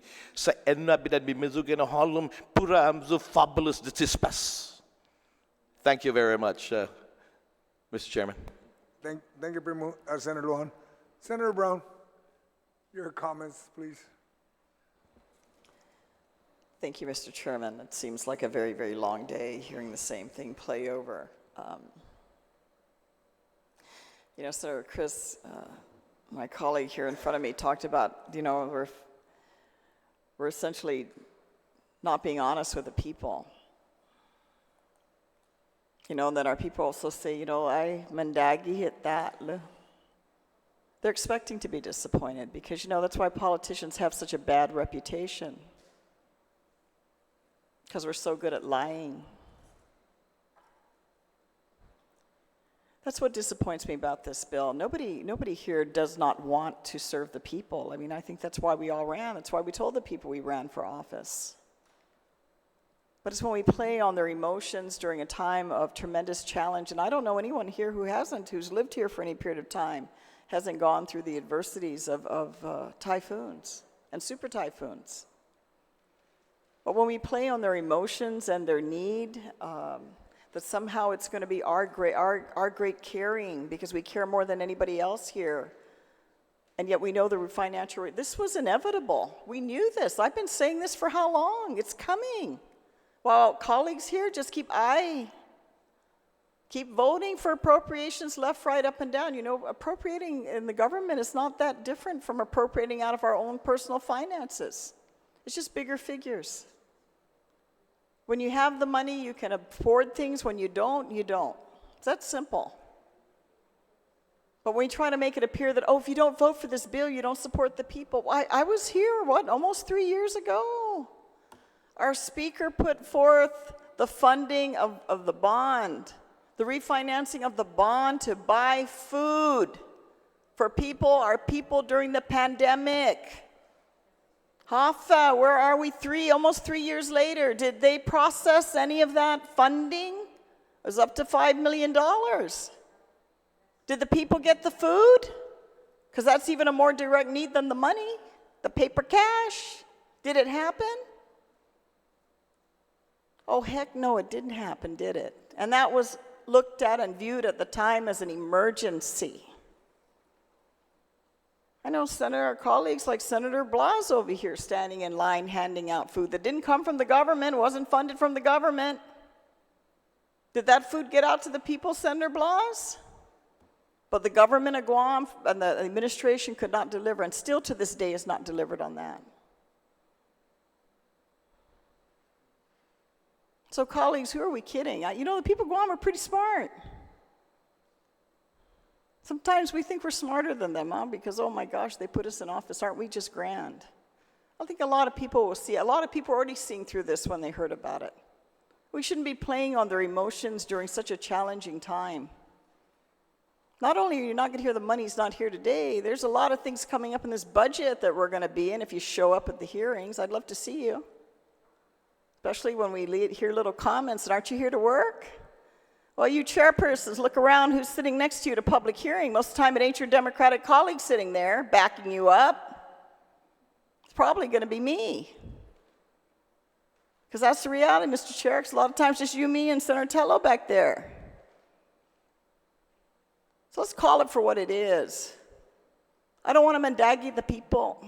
Manfinagaga itaw-taw. I'm not here to do that. I have no interest in that. I think that's the worst type of thing you can do is lie to your own people. Lie to your family. Lie to people out there that are in need during their time of need. Because you think that's going to advance your career or your agenda. Because really at the end, you're doing the people the biggest disservice by being dishonest to them. I don't have anything more to add, Mr. Chair. I don't support this bill. I'm saddened by the intent. I'm saddened that we even had to spend the time today. And I don't mind spending the time. I haven't missed a session. Hope all of you continue to show up on time for session, because you're going to need to be here to set your quorum when you talk about our colleagues not showing up, because we're generally here. Anytime, call me. I'll be here till the sun comes up tomorrow. I don't have any problem working. I took this on to do that. But I don't want to be dishonest in the process. So with that, Mr. Chair, I have no further comment on this bill. Thank you. Thank you, Senator Brown. Madam Vice Speaker, any comments? Si Jules Mossy, Mr. Chair, you know, when you hear comments about who's coming to session and who's there for hearings and all that, I want to say there's some of us who literally had no choice, right? Some of us had to take care of, whether it be medical issues, family emergencies, and all that. And Mr. Chair, I wasn't mincing words when I said I'm between a rock and a hard place. And I even told the good senator from Ipan Talafofo that, wow, man, when I heard you in the back speaking, I said, I really agreed with you. And he said, man, I agree with you on a lot of things. Where do we go from here, Mr. Chair? Where? Because as much as I want to give this money because I know it could help today, what are the timelines? What other programs that we can work with Uncle Sam? We're not begging. What can be afforded this way for being a part of a jurisdiction? What can they afford to give? Maybe that's what we need to look at. More importantly, maybe what we need to do as an August body is to look at our offices, open our doors to our people and saying, if you need help in working the applications or making the calls or looking and getting documentations to make your package put in order, to submit to FEMA, to submit to wherever you need to submit. Maybe that's what we need to do. I know Public Defender, thank you, Public Defender, because I know they're going to do that. We've done it in the past, and it was very successful. And that's what we're going to do again, open our office and saying, if you need assistance in applying for all these grants, our office is open. But I'm so torn, Mr. Chair. I always say I have to look at the presentation that's in front of me and what has really been provided or presented to us. So, Mr. Chair, I want with all my heart to say yes, but I don't know. What else can I do to go out there? And while some of us are passing food, some of us are out in the lines giving water, there's some of us who are also helping others rebuild and clear from their fallen roofs. Their roofs that flew away, their bathroom roofs that just smashed in to their whole house. But if I thought I had a problem with 2 feet of flooding, I'm nothing compared to my neighbors.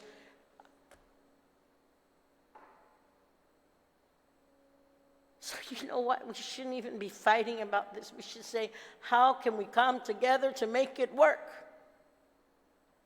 And if opening our doors could help, and saying, okay, we can't give you the cash, let's see how we can help you fill out applications to get grants, to get other assistance out there, then maybe that's what we need to do.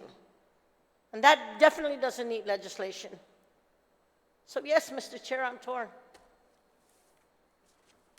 And I'm really hoping that there's more out there that we can do. And we need to make sure that we leave no stone unturned. And if there is a possibility for us to get resources from anywhere, then let's get it.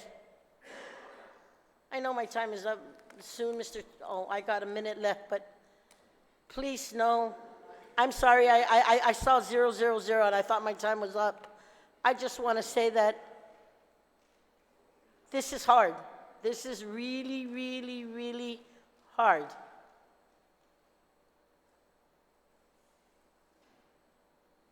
Thank you, Mr. Chair. Thank you, Madam Vice Speaker. Senator Amanda, your comments on your bill, and then you would do your closing, and then the motion, okay?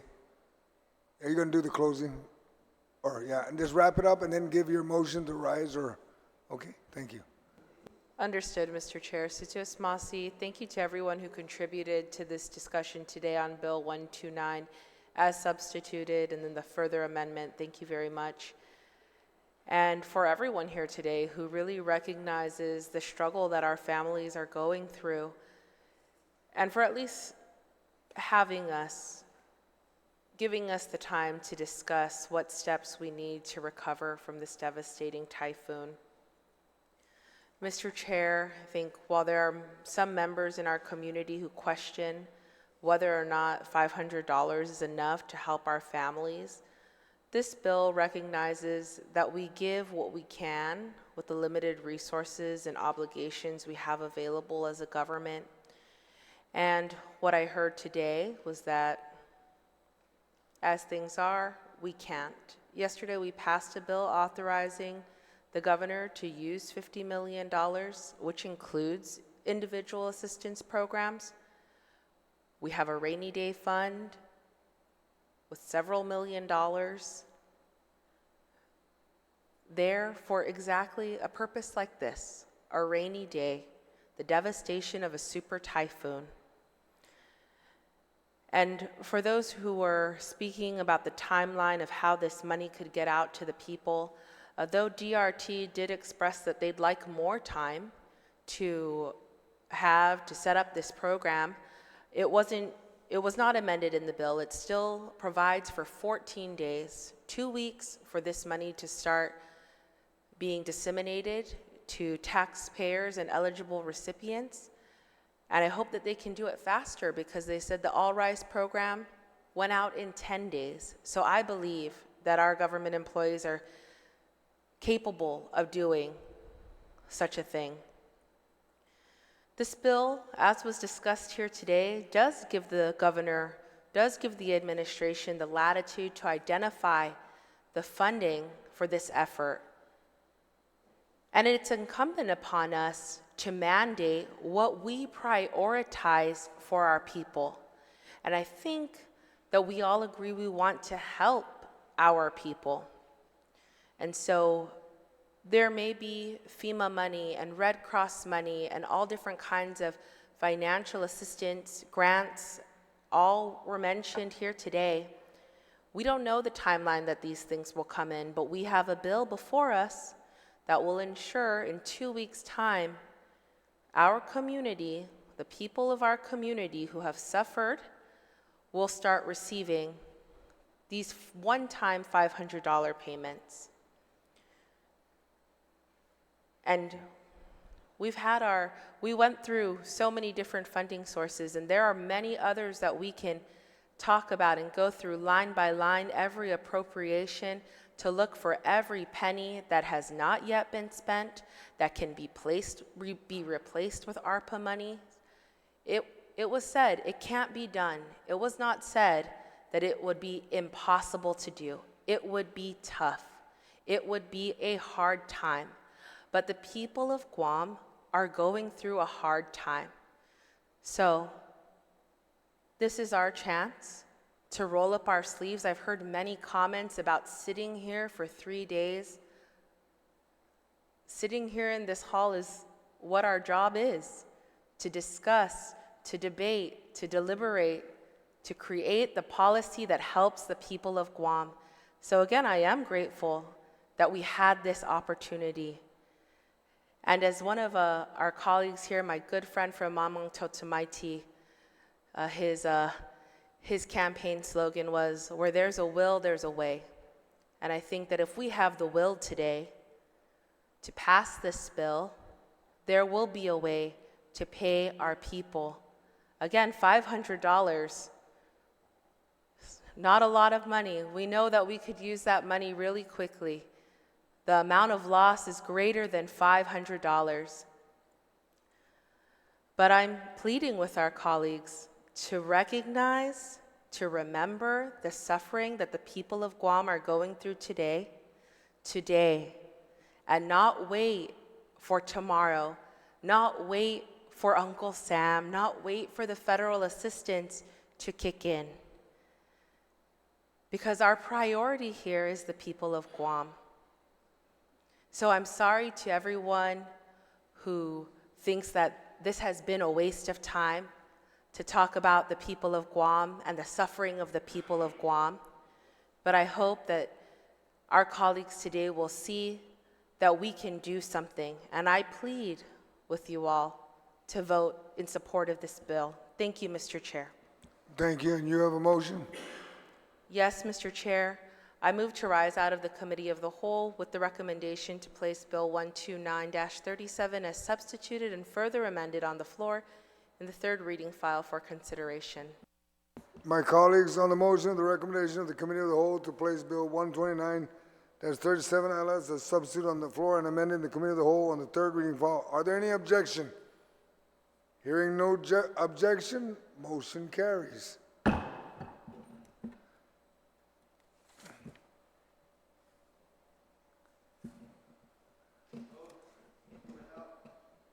Now to rise. Now you have to ask me to rise. I believe it was in my initial motion, but Mr. Chair, I move to rise from the Committee of the Whole. On that motion, are there any objection? No objection, Mr. Chair, but just to clarify, we're going to vote without engrossment, please? Okay, well, when we get to that, Yeah, thank you. when I report it out. Thank you. All right. Thank you, no objection. We're in recess at this time.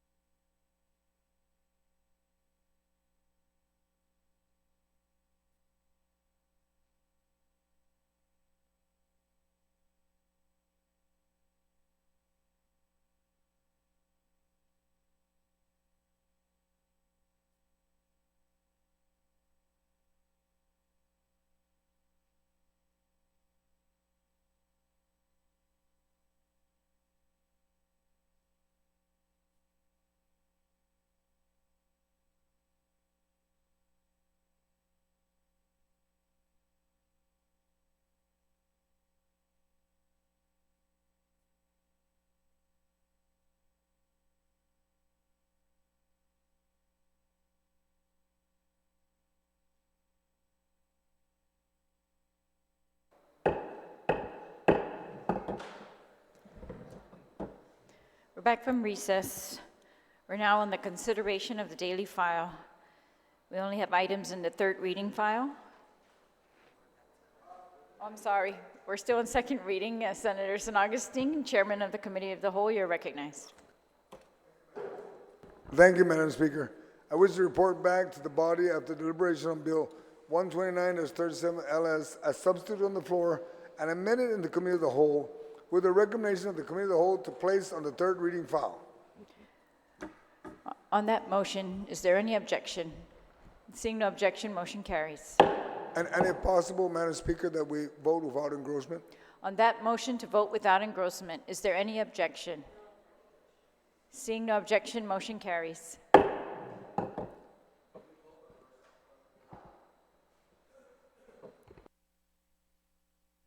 All right, we're now on the consideration of the daily file. The third reading file has one item. That is Bill number 129-37 LS. Clerks, please read the title.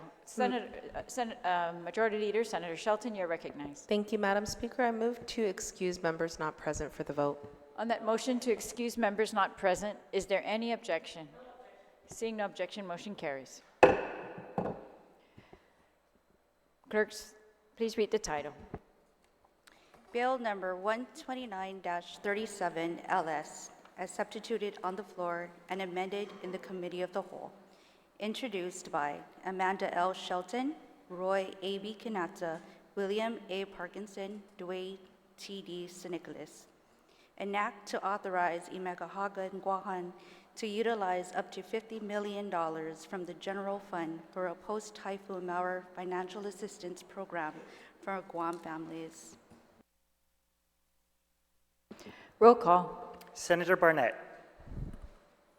Senator Barnett, nay. Senator Blas. Senator Blas, nay. Senator Brown. Senator Brown, nay. Senator Dueñas. Senator Dueñas, nay. Senator Fisher. Senator Fisher, nay. Senator Lujan. Senator Lujan, nay. Vice Speaker Muñoz Barnes. Vice Speaker Muñoz Barnes, pass. Senator Parkinson. Senator Parkinson, aye. Senator Perez. Senator Perez, excuse. Senator Quinata. Senator Quinata, aye. Senator San Augustine. Senator San Augustine, nay. Senator Nicolas. Senator Nicolas, aye. Senator Shelton. Senator Shelton, aye. Senator Typhoon. Senator Typhoon, nay. Speaker Terlahi. Speaker Terlahi, aye.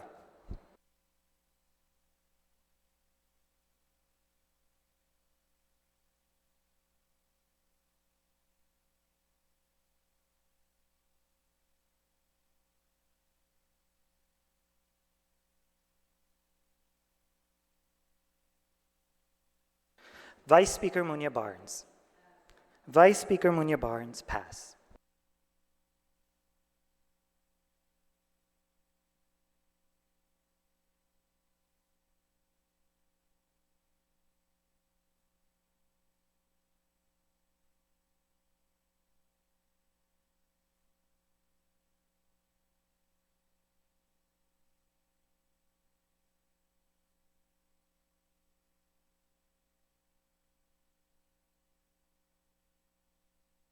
Vice Speaker Muñoz Barnes.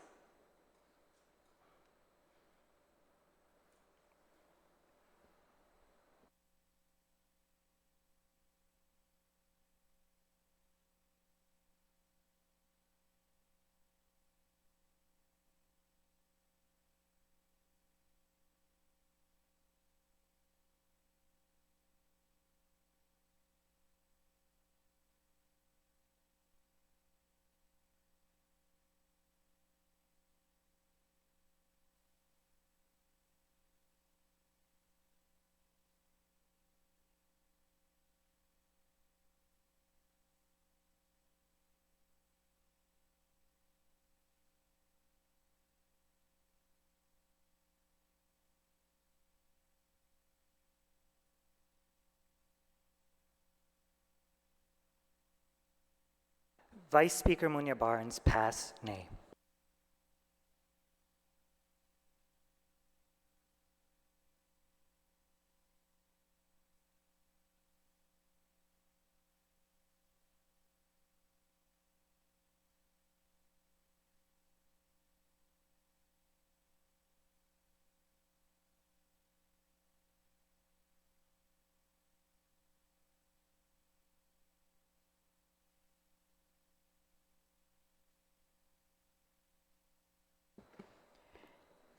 Bill number 129-37 LS received 5 ayes, 9 nays, and 1 excused.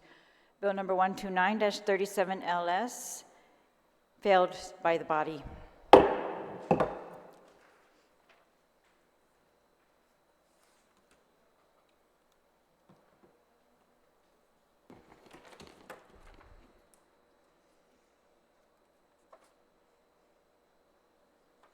That concludes our consideration of the daily file.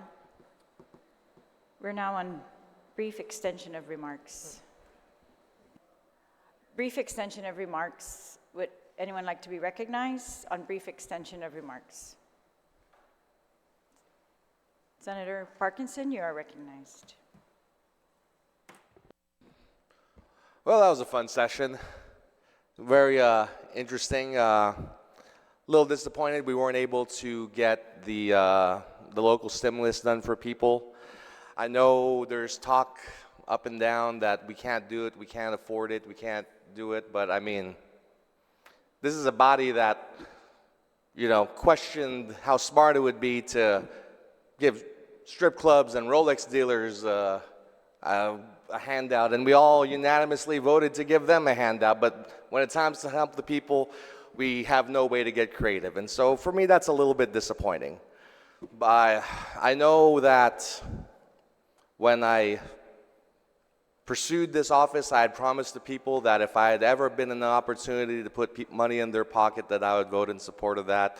And I have done so today. I hope that maybe in the future we could reconsider this bill, because you know, recovery is not going to happen overnight. And if we do find the funds, I would like, you know, just like I'd like to give the land back to original landowners, I'd like to give the money to the people. But, you know, nobody governs alone, and this body chose as a whole not to do it, and we got to respect that.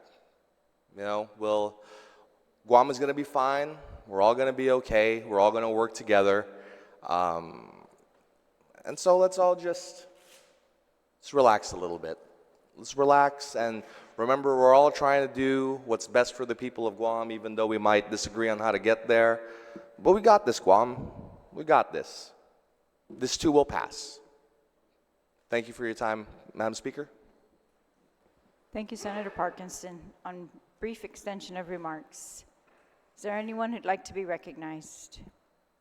Senator Barnett, you're recognized. Thank you, Madam Speaker.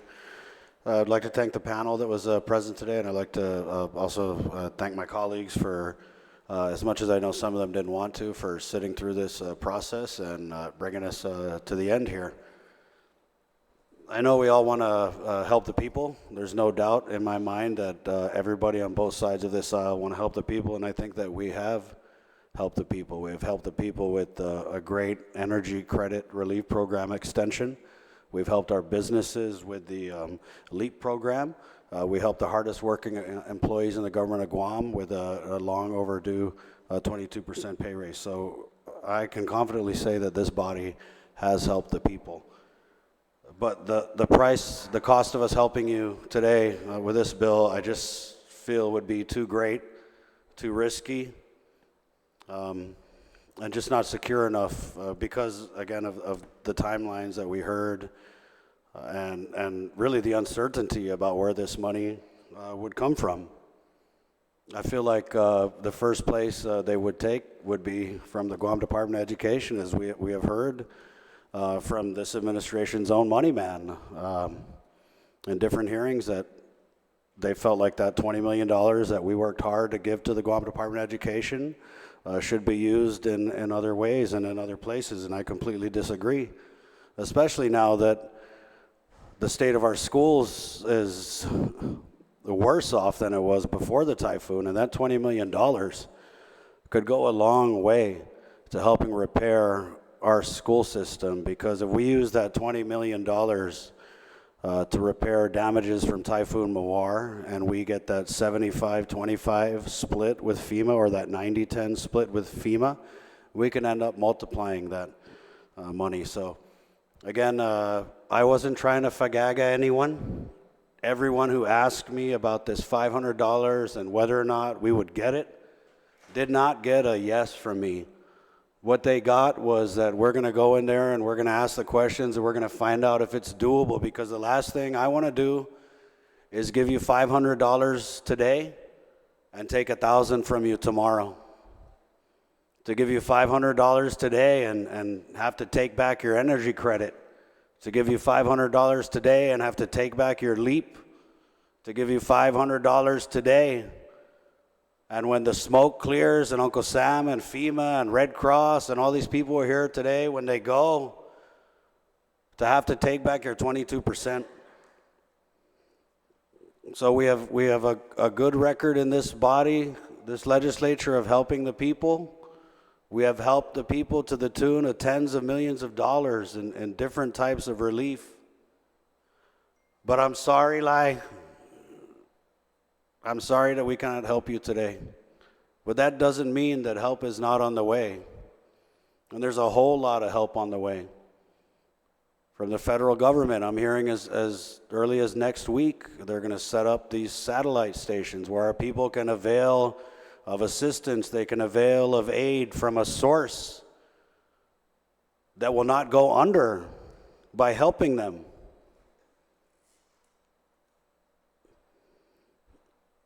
And if we could have got you this $500 quicker than Uncle Sam, I would have definitely supported this measure, because it's about the urgency. But Lanya, we're going to bankrupt the government to give you $500 after you've already received thousands from Uncle Sam. And then down the road, we're going to have to go to 32-hour work week, furlough, layoffs, rescinding de-appropriations of programs that we worked hard to pass for you. I don't think that's helping you. I think that's hurting you. And so again, I want to commend my colleagues for sitting through this process, but I also want to be critical of them, because I didn't like the way we dealt with each other in this week. You know, at a time when the people of Guam deserve to see unity, even if we disagree with the policies and the ideas that we're putting forth. When the people of Guam needed to see unity, what they saw was division, what they saw was heckling, what they saw was yelling, what they saw was... That's one thing to disagree, but to turn it personal, I don't think is warranted. And I'm a critical person, but I'm just not comfortable with some of the bullying and the name calling that has gone on. You know, if we're going to disagree, let's disagree in a professional way. I think the people of Guam deserve that. So thank you again, Madam Chair, and again, thank you to this body for allowing us to do our job this week. Sidus Masi. Sidus Masi, Senator Barnett. On extension of remarks, Senator Dwayne, you are recognized.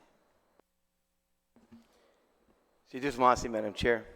I was hoping to go join my staff who are helping the mayors, who are processing paperwork, who are going and visiting every mayor's office. Tomorrow I want to go find wherever I can go to help the people. I didn't want to make a comment, but I'm just going to say, because of the previous speaker's comments.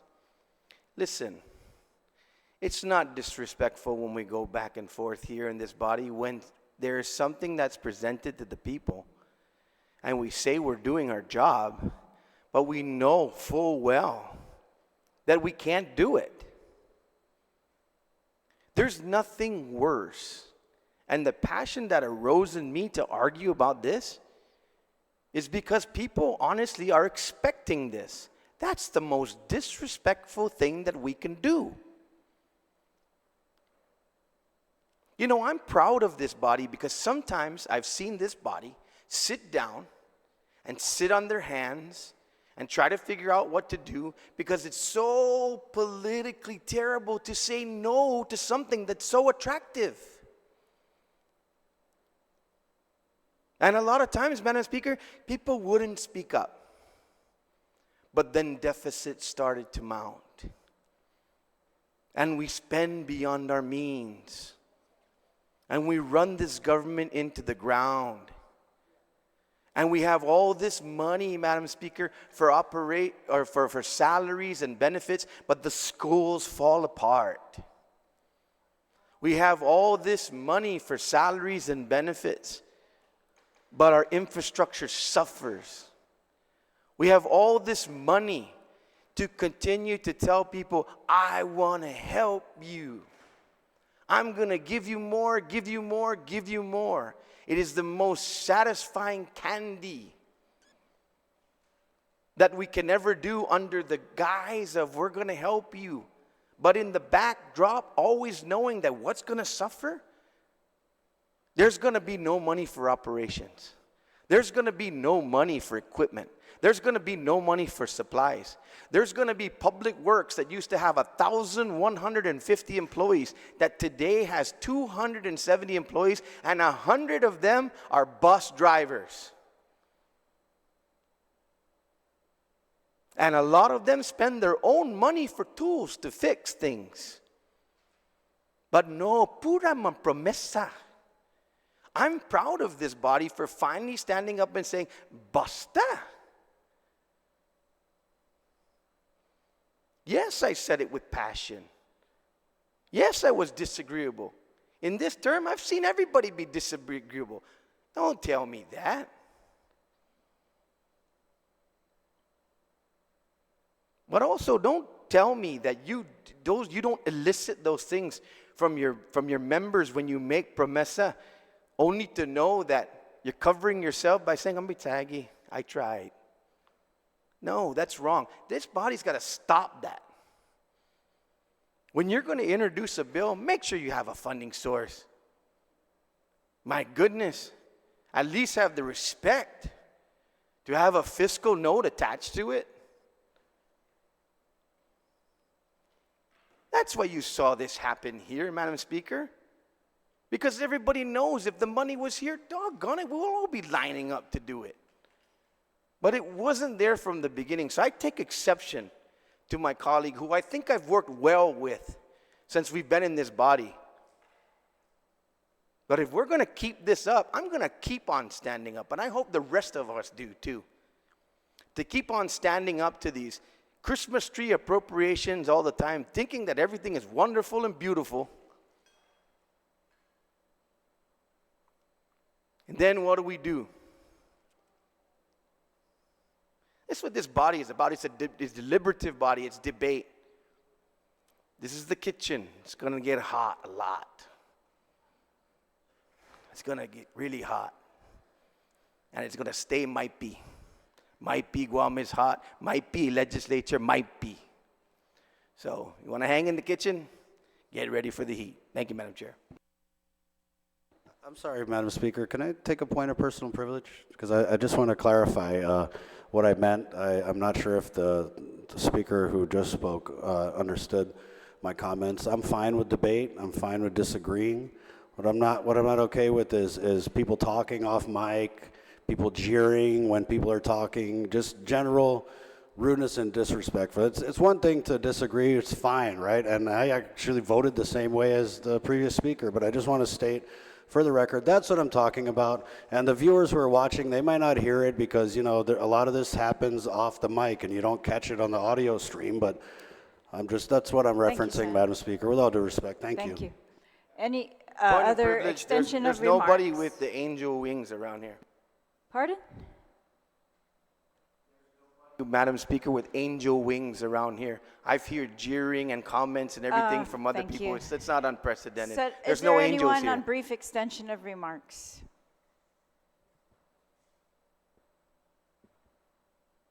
Anyone? Just brief extension of remarks.